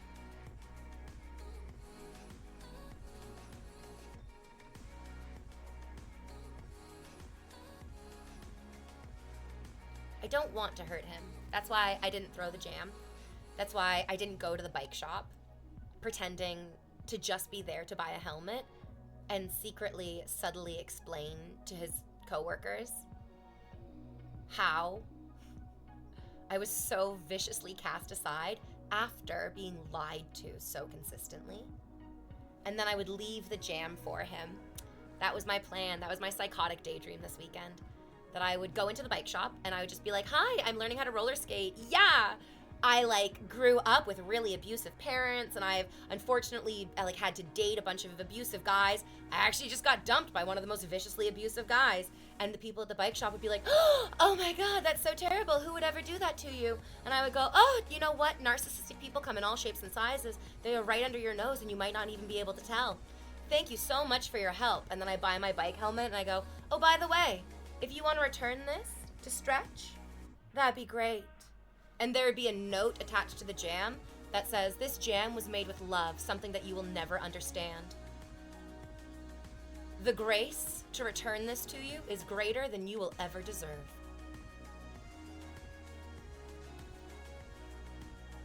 I'm a psycho. I'm not going to do that. Psychotic. That's so crazy.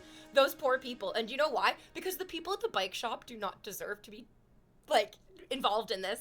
They deserve to live their happy lives, and they probably know that he's a fucking failure narcissist anyways. Yes, I don't need to ruin his life. No, no, no, no, no, no. It's also just way more fun to imagine doing that, like, with all of you guys on my shoulder, being like, V, stop. V, don't do it.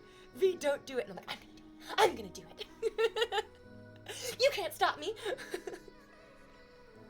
Blood Skull Games for 54 months. 54 months. Do you blame it all on him? No. No, no, no, no, no, no, no, no, no, no. I participated in this bad relationship. I could have left. I could have stopped answering his text messages. I could have told him, eat rocks, never talk to me again. But I decided to stay. I know why I decided to stay. I understand why I contributed to that situation. I absolutely do, for sure.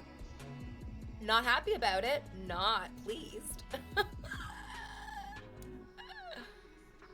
Your pregnant glow is amazing. My favorite thing is that I think I've lost about 20 pounds in like the last 4 months. And people still call me pregnant. I have a 26-inch waist, but go off on how pregnant I am. The reality is I was messaging Ghost Baby about my weight loss recently. Because I've noticed, and if you are paying attention, you'll notice as well that, like, I've lost a lot of weight in a very short amount of time. And I don't love it. I miss my body. I miss my fat body. I genuinely, I really liked being able to roll over and actually wrap my arms around my fat belly like I was a pregnant woman. And I really enjoyed it. And I said to Ghost Baby, I was like, I completely understand women who want to be pregnant all the time. I get it. I absolutely fucking get it. I miss my belly. No, Ghost Baby was like, I can help you with that. I can help you be pregnant all the time. Oh my god. Anyways, yeah, I've lost a ton of weight. I'm hoping that I'm not gonna lose more. I think I'll be okay because I'm starting to be excited about exercising. So yeah, doing roller skating, doing roller blading. I'm very, very much excited for that. That's gonna like build some good core muscles, some good leg muscles. Ideally, this is my goal for my physiotherapy sessions. I would love to do silks. If you know what silks are, it's hugely impressive. Acrobatic silks has been my dream. Part of me is just like, girl, you are meant to be flying through the air, twirling your fucking legs, spread akimbo. This is what God intended for this body. But it's very difficult to do silks if you have any numbness in your hands or any numbness in your body, because that's dangerous. Like, you can hurt yourself. So working through physiotherapy, I'm like, I'm gonna be a silks queen. I can't wait to do silks. And yeah, Pink does it at her shows. It's hugely impressive. It's fucking amazing. I love it. Yeah. Only gain, don't lose. You've been gaining lightness and agility. That's true, Repelmer. That is true. I might have lost the weight, but but I'm retaining the sensation of my body that I gained. Because the truth is, hey, I'm new here, curious, when you say your body didn't work, what happened? Oh, nothing. It's just, it's like the oven light. You don't need your oven light for the oven to work. You don't even need the oven light to check on the food inside the oven. There's lots of ways that you can check on the food inside the oven. So it was kind of like my oven light was broken and I didn't really notice it. Or I was sort of like, it's okay that my oven light is broken. I can just like I can check the contents of the oven in different ways. It's totally fine. And then going to physiotherapy is like getting your oven light working again. It just expands your awareness and increases the detail of your perception of, you know, what's going on when you're going on with stuff. Are a lot of girls like you in Canada? I don't want to say this, but I'm not sure there are a lot of other people like me anywhere. I feel like if there were lots of people like me in any one place, that would be kind of like heaven. Maybe I'm very narcissistic. But also in Romani's book, it's not you identifying and healing from narcissistic people. She does talk about how often the ones who are the most victimized by narcissists are highly empathetic, emotionally in tuned, generous people. And we would all be in a better world if that was the majority of people around us. But that is not the majority of people around us. No. On average, people are not kind, generous, thoughtful, or perceptive. No. Not yet, at least. Thanks, Jason. I feel beautiful. I feel real pretty for you, Jason. And everyone else, too. No, Portugal is having the same problem that Italy is having, where no young people want to stay in Portugal and have a family there, because there's just not a lot of great opportunities anymore. Everyone's unique, just like everyone else. Or I should say similar. We all have monkey spheres of different sizes. Oh, thank you, Bee. But we can make everyone a bit more generous and understanding with one simple book. Is it the Bible? I don't trust in the Bible. They are not people I would give my jam to. You guys, what do I do with this jam? I think I'm just gonna... And then, okay, so after I had my violent, angry thoughts and feelings about smashing the jam, and then after I had my seething, burning, rageful daydreams about, like, going and fucking using the jam to nuke his relationships at work, last night as I was getting into bed and feeling very horny, I was like, oh, you know what I want to do? I should just start making videos of guys, like, licking this jam off my pussy and my tits. And I should turn this jam into, like, a beautiful sexual experience that is beneficial for everyone. Yeah. Oh my god.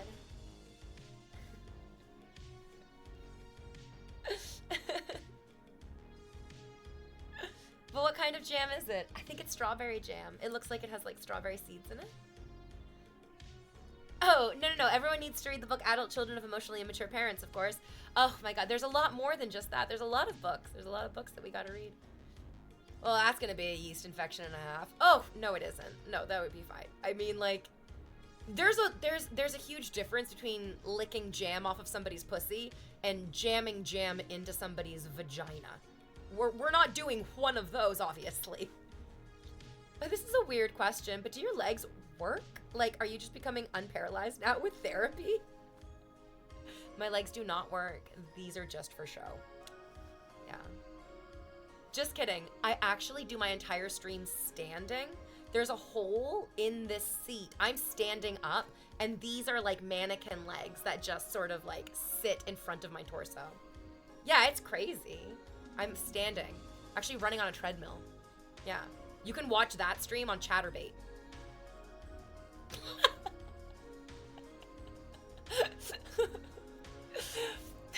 I'm so embarrassed that there were probably a dozen of you who had the impulse to go open a new tab. Like, before your brain caught up to the joke that I just made, you were like, oh my god, really? And you wanted to open a new tab to go to Chatterbait?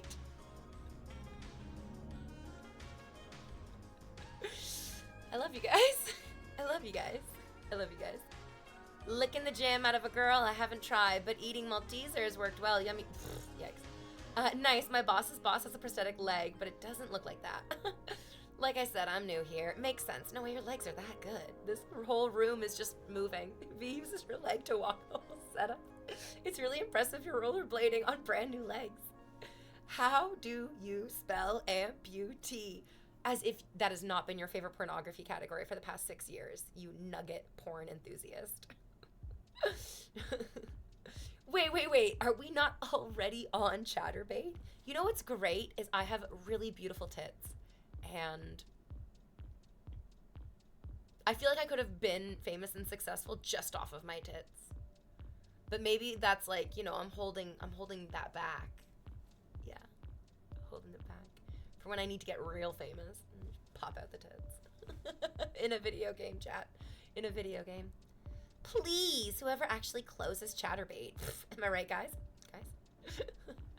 Yeah, it's just always running in the background. Just like 2 or 3 chatterbaits going in the background. Hey, if you don't watch that petite Russian woman dry hump a fucking 3-ton teddy bear in a terrifyingly vast empty room, who will? Who will? I don't know, we got some like 90 band terms just to say. Not your tits. Shh. Okay, I got it. I make a sandwich with a jam, with crunchy peanut butter, and then a very unpleasant bread. No. Guys, I don't know what to do with this jam. I don't know what to do with this jam, but it's been very fun to have all these like daydreams and fantasies about all the different ways that I could use this jam just to like fuck him up. I also thought about like getting an X-Acto knife and then like cutting like a very, very thin line and then spitting into the jam and then like closing up that little thin line and like using a little bit of water and a paintbrush to like hide the line and then giving it back to him and letting him fucking eat my spit jam.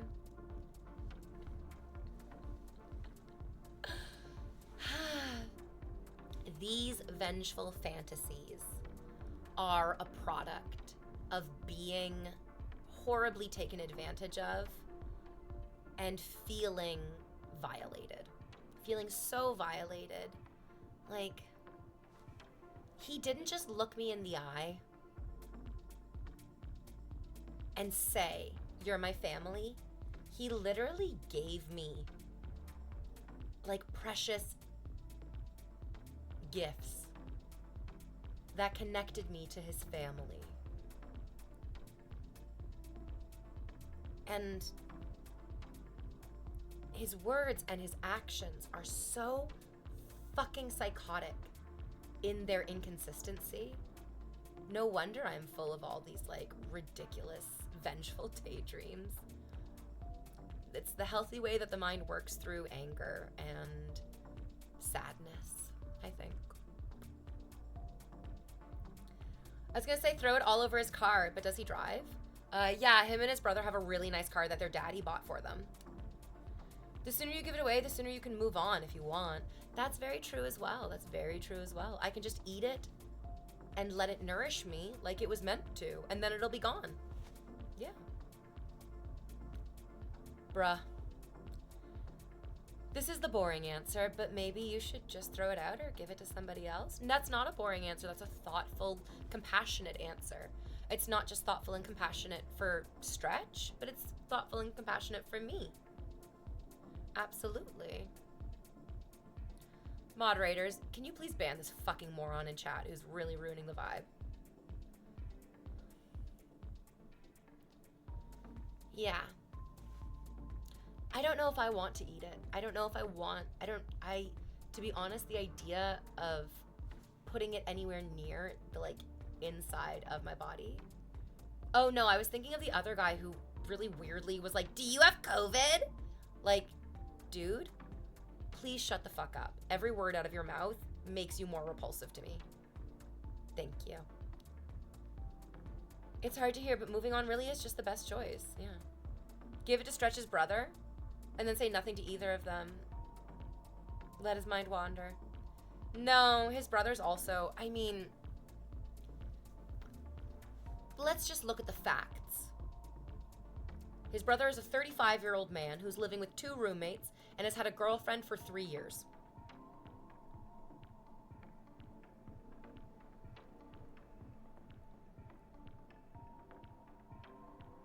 I understand that we live in the most expensive city in our country.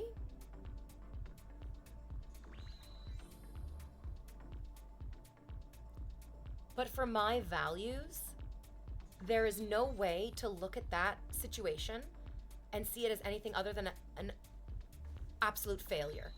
Like, so immature, absolutely. A very immature relationship. You've been dating this girl for 3 years.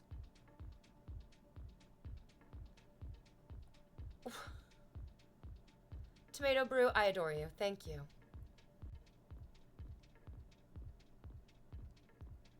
We're in Toronto. We just went through a pandemic in the past few years where the rent prices were at a historic low point. And even today, right now, if you look at rent prices in the city, they're actually starting to come down again. It is not impossible to live on your own in this city.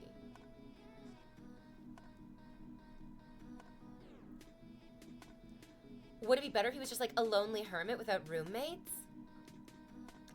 So I've lived alone. It's amazing. It's amazing. I basically live alone right now because I have a roommate whose like entire living area is completely separate from my entire living area, but we still like share rent. That's what I mean, that like it's not difficult to find a living situation that doesn't hold you back. My living situation does not hold me back. I have a roommate, kind of, but also I definitely have my own space and all of my own things.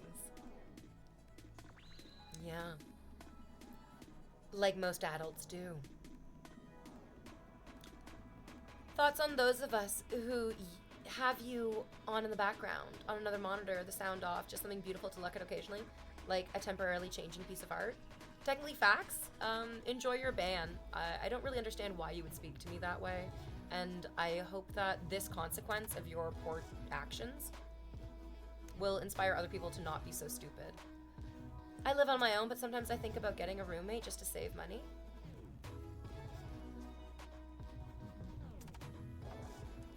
That doesn't really make a lot of sense,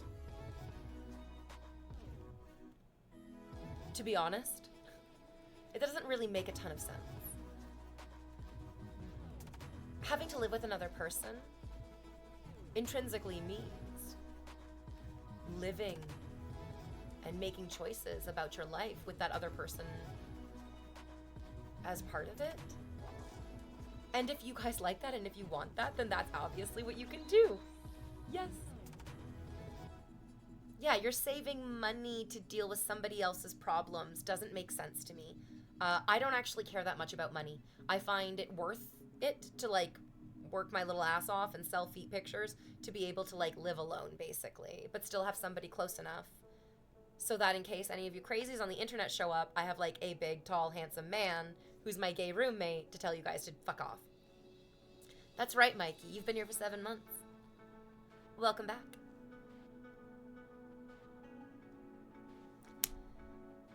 Yeah. You might not feel the same way if you had to work a soul-crushing job, LOL. That is a wonderful perspective, absolutely. I wonder, where did you get the information that I've never worked a soul-crushing job? I wonder where that information came from, because that's not true. I have worked soul-crushing jobs. Yes, I'm just not so retarded in my ability to understand and feel my own emotions that I tolerate that soul-crushing job as some sort of badge of moral honor to then throw in the faces of other people who are actually doing well for themselves. I get that this can sound really narcissistic. There are situations where we are trapped in family dynamics that keep us small, where we're trapped in jobs that keep us overworked and underpaid. I can absolutely be sympathetic to that because I've experienced that. But when I was living that life, I wasn't making shitty, nasty comments to people on the internet who are just doing their best. So you can go fuck yourself, moron. I love that he's like, you're being a bit combative after I insulted you. This man is a narcissist. He believes that he is allowed to treat people however he wants, and that if anyone were even to give it back to him in a small way, they are out of line. Yes, see how easy it is to find narcissists once you realize the playbook?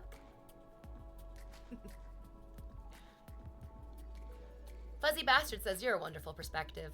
She just had to deal with people like you before.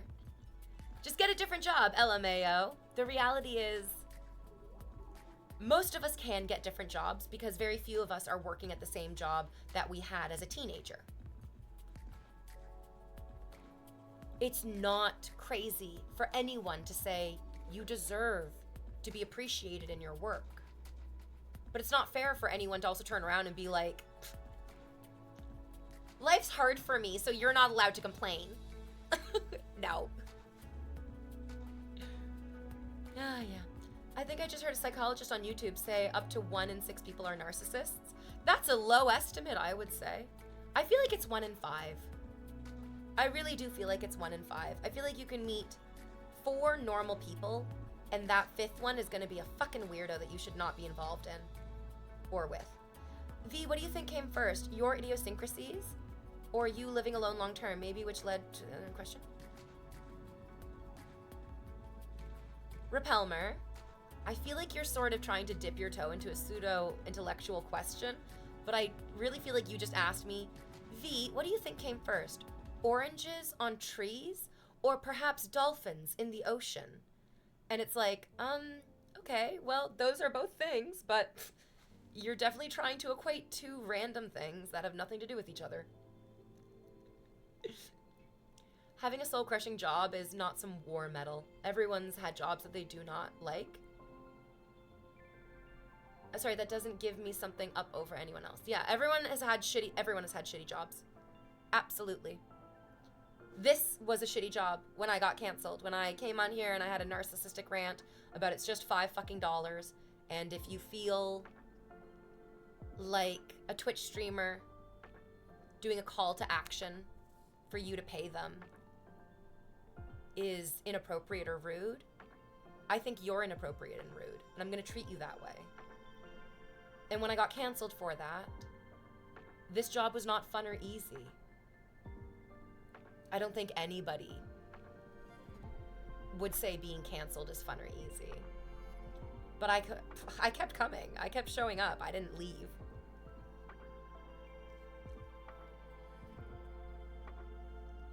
I wonder about the correlation between the rise of social media and the use of narcissism. I mean, do you think that social media made people more narcissistic? That's, no offense, it's kind of a dumb way of looking at it. What actually makes sense is that people have always been so narcissistic, the rise of social media was inevitable.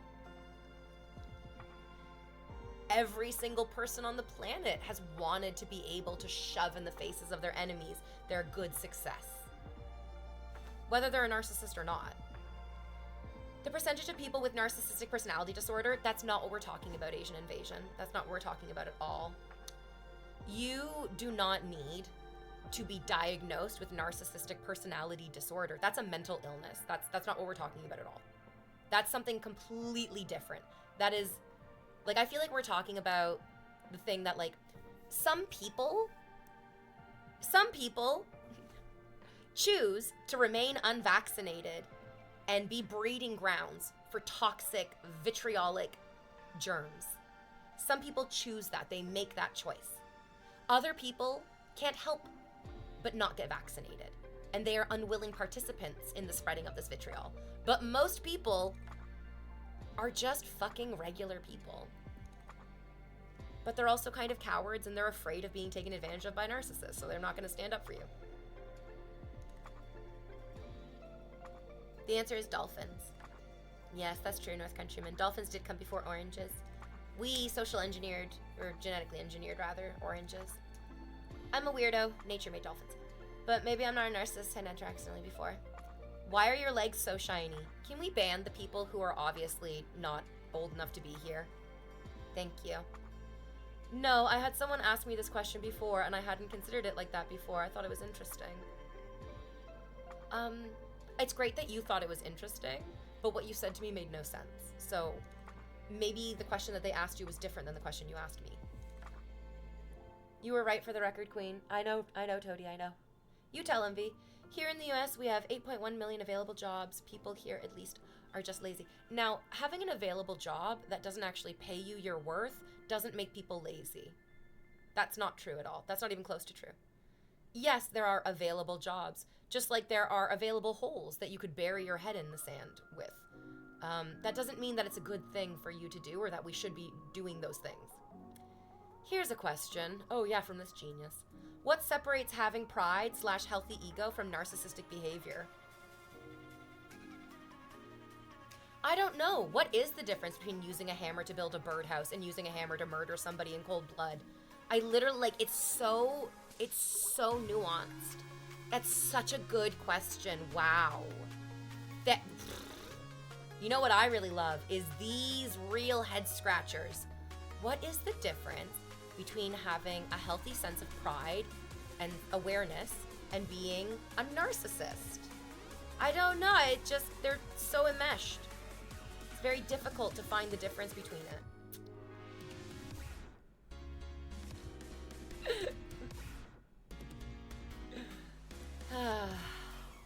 Here's another question. How many people with narcissistic personality disorder are willing to actually come in and be diagnosed? That's really the thing. That's why talking about the percentages of people diagnosed with narcissistic personality disorder are so fucking useless. It's why it doesn't even matter what that information is, because the vast majority of narcissists fall into moderate narcissism, which is not clinically enough to be a mental illness. They are just underachieving assholes. That's it. Why are you an underachieving asshole? Because you're a narcissist. Women don't want to stay, like, women aren't dating you because you're bald or you're short or your name isn't Chad. It's probably because you're just like a moderate narcissist who's unwilling to do the work of actually acknowledging your own faults. Because there's better things to focus on, like who's gonna win the Super Bowl, or who's gonna win an Oscar, or who just won the election. Life is designed to keep you looking outward. We definitely should try to look inward. Okay, I'm going on my last break of the stream. BRB, babies.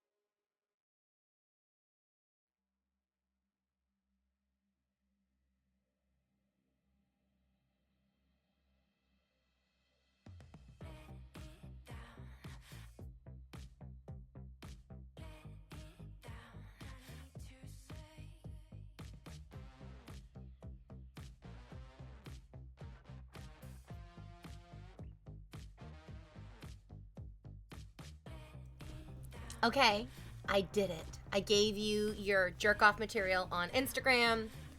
You guys can go enjoy my butt. I mean, it's not like really my butt, because the dress is covering my butt. But if you actually want to see my butt under the dress, then you can subscribe to my Patreon, where it's mostly just my butt and my feet and my legs and a little bit of my tits, but like not the best parts of my tits, I'll be honest with you. There was a very nice post on the InvaderVie subreddit, which I encourage you to go post your InvaderVie art and talk with your InvaderVie. I can't believe how many people are in that fucking subreddit. It's probably because there's a lot of like Destiny crossover. And they were lamenting that there's no naked photos of me on the internet. There are not naked photos of me on the internet. I don't actually take naked photos of myself that often, and I send them to people even more rarely. So like it's not even like a disgruntled ex can leak them for you, because like I don't usually send those out. Rich, I love that Rich deletes the comment that's just jacking right now, funnily enough, because Rich is like, yeah, we all are. Please appreciate everyone's jacking equally. Rude.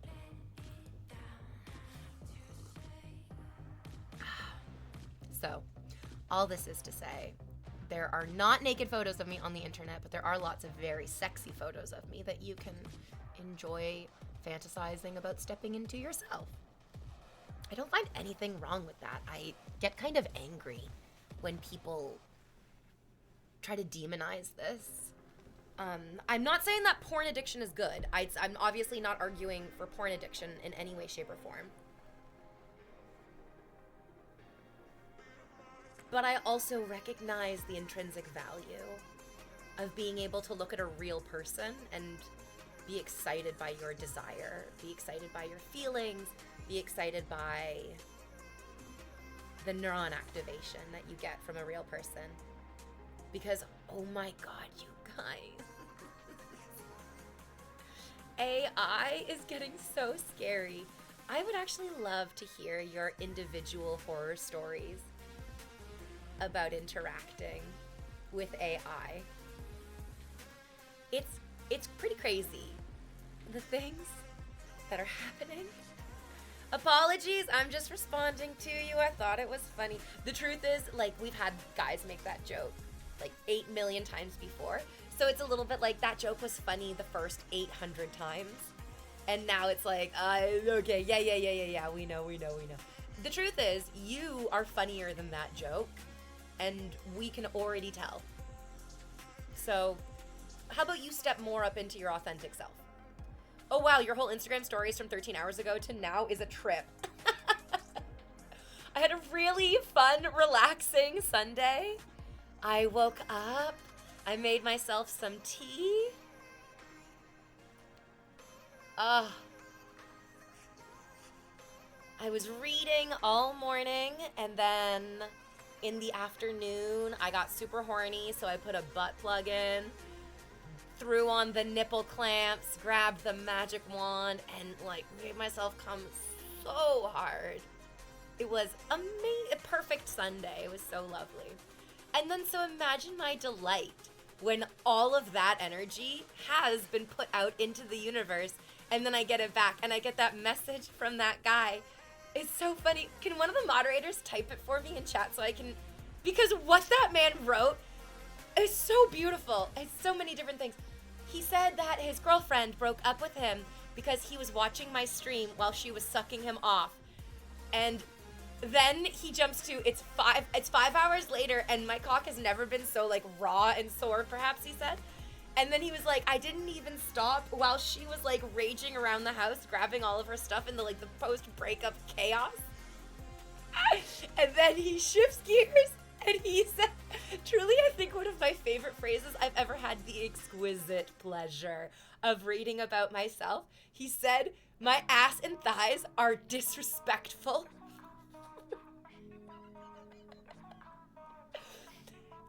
Please, it's so funny to me. All of the things that this, and then he ends on being like, girl, give me your PayPal because you deserve fucking money. It's just like, I've never received such a human message. This is, if aliens come and they're like, what is a daily human problem? I'm gonna be like this right here, my man.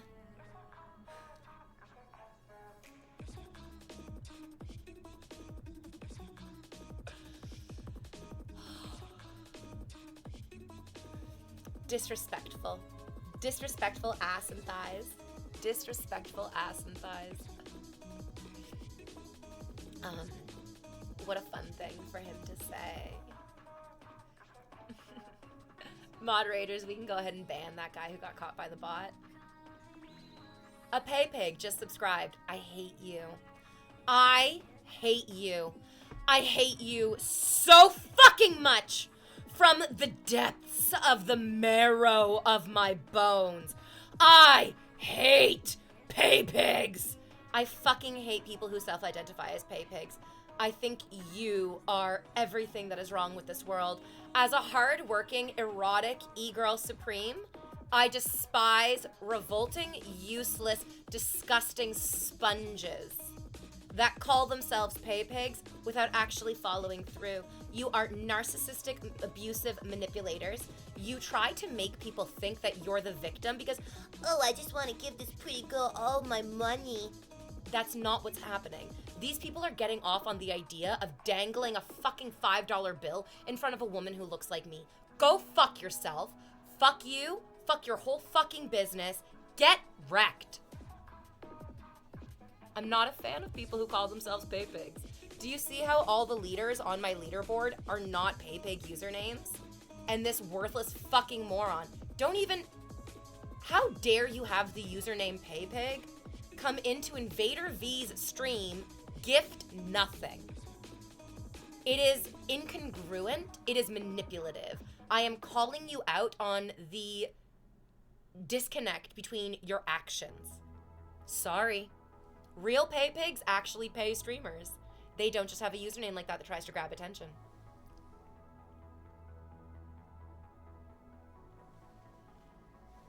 Oh, I'd love to ban him. Should we just ban him? Following you on Reddit, loving your content. Oh, I don't post anything in my subreddit. That's for you guys to discuss me outside of me. But I look at it. I read, I upvote all your comments. Sometimes I'll DM you. But you don't respond because you think I'm not me.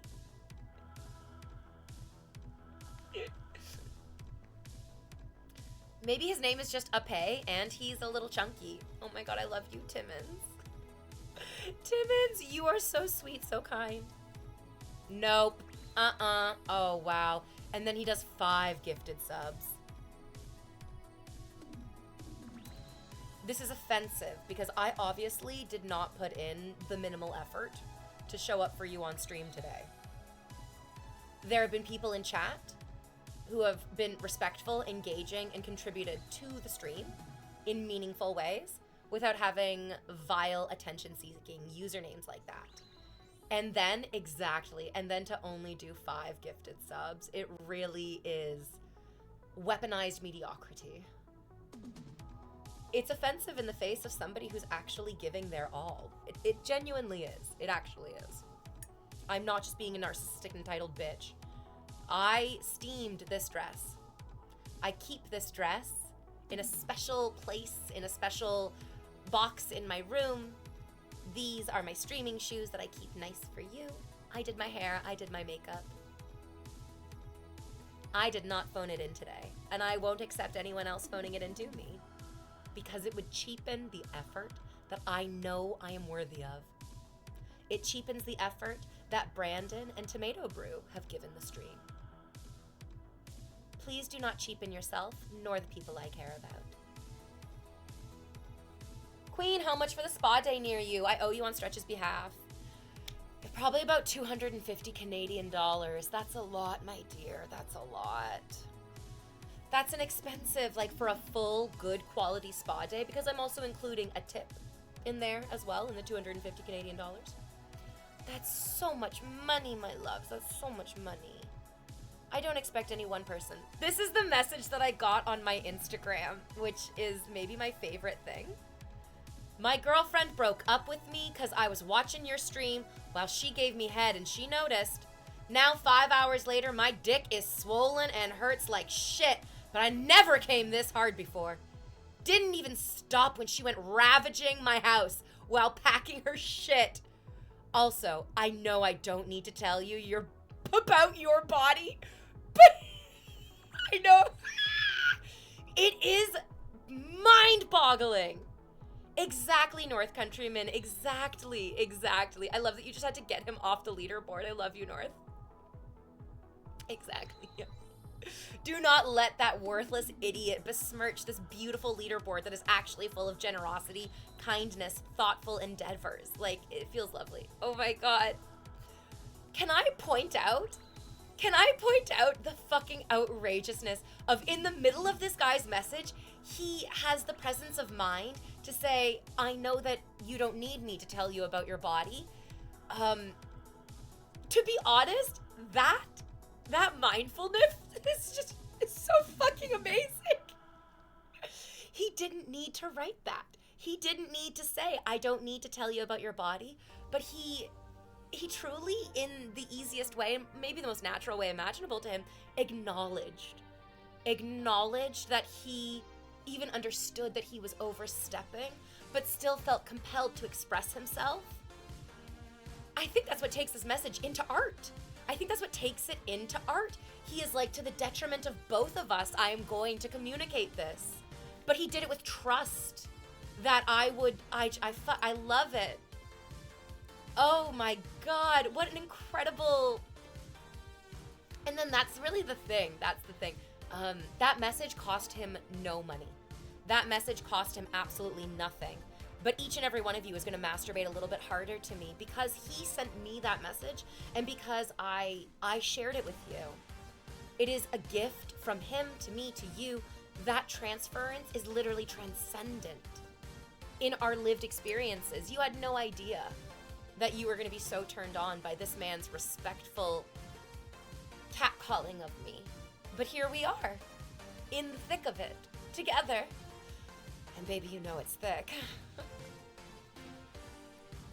Was that a DM? Yes, that was the first and only Instagram DM this man has ever sent me. There was nothing before that, which is insanity. Because quite often there's lots of crazy messages, or there's like a bunch of regular messages. Like, oh, baby, you look so good, or this position looks great, or blah, blah, blah, blah, blah. This guy had sent me literally nothing. Cold open, first and only thing he's ever said to me. Invader, I love your dress. Thank you, me too. This is the dress that I would wear on the first day of our honeymoon. If you ever wanted to get married to me, I am amenable to the daydream of it. I love imagining myself getting married to so many different people. Harry John and I were talking about this over the weekend. Had this idea for like a dating style TV show, and Harry John V that you were talking to on the weekend felt too embarrassed to tell you this, but I'm InvaderVie right now, so I can tell you anything, especially if it makes me sound like I have a big head. My idea for this dating show is that it's me going on dates with celebrities, and we have a practical conversation about the actual realities of what it would take to date. What would it actually take to date? What is your schedule like? Where do you see yourself in 3 to 5 years, or even 3 to 5 months? What kind of family do you want? And then working through those conversations in a thoughtful, compassionate way that's also entertaining. To be like, we're obviously not going to get married. This isn't going to work. And that's okay. We're not gonna not get married because you're a raging narcissist and I'm a constantly victimized fucking saint. Those are not truths. Those are stereotypes. Those are labels. Those are characters that people can play. But the reality of relationships is that there are tons of good reasons to not be in a relationship. But society doesn't spend any time giving us space to work on those thoughts and feelings.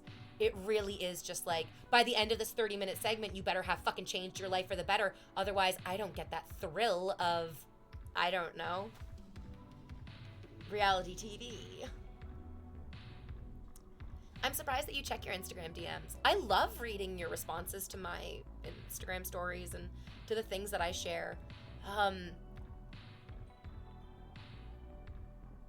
it's incredibly positive. It's always incredibly positive. Even when I was being canceled, the DMs that I got were usually pretty nice, to be honest. People in private feel a lot more comfortable being vulnerable, emotional, and authentic. So I love reading the DMs, and I respond to people all the time. I respond to tons of people all the time. Yes, if you have been messaging me every single day that I post a story saying how much you love my content, I read it every single day, and one day I might respond to you. Keep going. I love talking with people. I love connecting with people. I don't feel like it's a dangerous or inappropriate thing to respond to people who are responding to me. I'm just not like jumping into it with everyone all the time. I'm not gonna respond to everybody all the time, but I feel it out.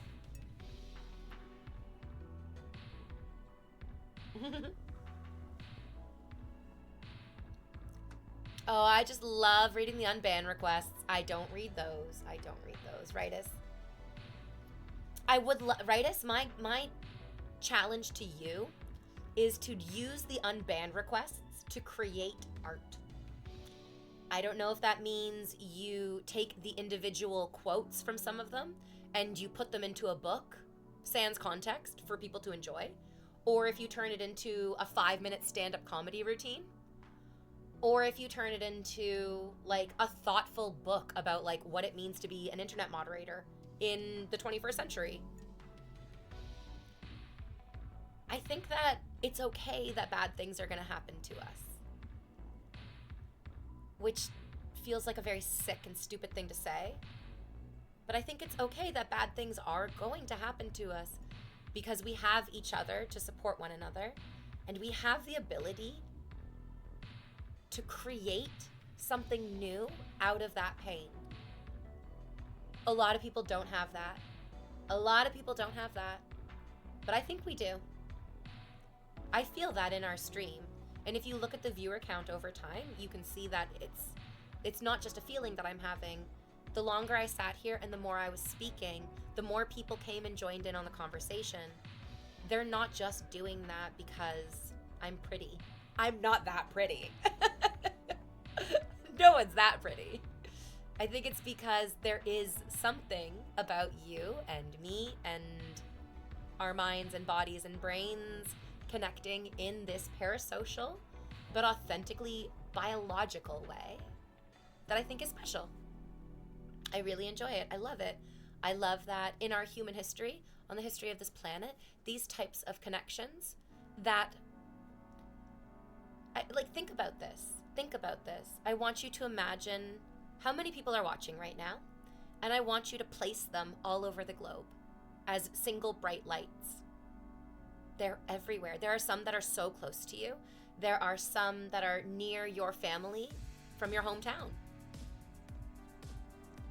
But literally there are people who are watching in Japan right now. There are people who are watching in India. There are people who are watching in Brazil. There are people who are watching in England. There are people who are watching in Mexico. There are people who are watching from all over the world. This Twitch stream, other Twitch streams, New Zealand checking in. Everywhere. And although you might not feel connected to the people that you have to work next to or study next to or like ride the bus with, you genuinely are connected to other people. People are watching in Palestine. Yes, hopefully they'll be free soon. Sorry, there's no politics in chat, but also Free Palestine doesn't feel political. It feels moral. Me watching those strong and well cared for legs. I love my legs. Yeah, they carry me and chat. Yeah. Checking in from the Arctic Pole.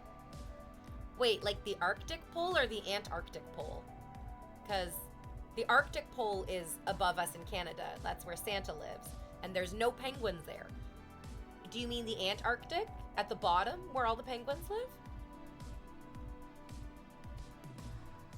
I was embarrassingly old before I discovered that there aren't penguins up there. That's not where the penguins are. I thought there was penguins up there and down there. They're not. Santa does not have penguins. I legitimately was like, no, there's penguins in the Arctic and there's penguins in the Antarctic. And then it's like, no, there isn't. No, they're not. You're just an idiot, V. And I am. And I am. Enough people think it. I think we should just start moving some penguins. I feel really... You guys, did you notice how, like, everyone stopped talking in chat? Because so many people are like, wait a minute, are there not penguins in the Arctic? Okay. It's time to go. Okay. I'm pretty sure I'm going to be back tomorrow. And then every day this week except for Thursday, because on Thursday, Bal's going to the groomers. I'm very sorry, my loves. Yes, on Thursday, Bal is going to the groomers, so I don't think we're going to stream on Thursday because I have to take her to the groomers, and then the groomers like, you need to pick her up like when she's done. This isn't doggy daycare, so I don't know if I can do stream and do that. Yeah, she's gonna get totally shaved because she looks very fluffy, and she is, but she's also very matted underneath the fluff because I kind of didn't do a great job of brushing her over the holidays. Hey, I was very sad about getting dumped in a very vicious, mean, rude way. Okay? I am not perfect. Although it would feel perfect for you to do some stuff to me. And I'll be back tomorrow to tell you more about, you know, all my thoughts and feelings. And you're going to tell me about your thoughts and feelings. Okay, it's time for you to go. And you're going to go hang out with one of my... I love Ashley. When I grow up, I want to be a woman like Ashley. Yes. Yes, when I grow up, I want to be a woman like Ashley. Yeah. Okay, I'll see you guys later.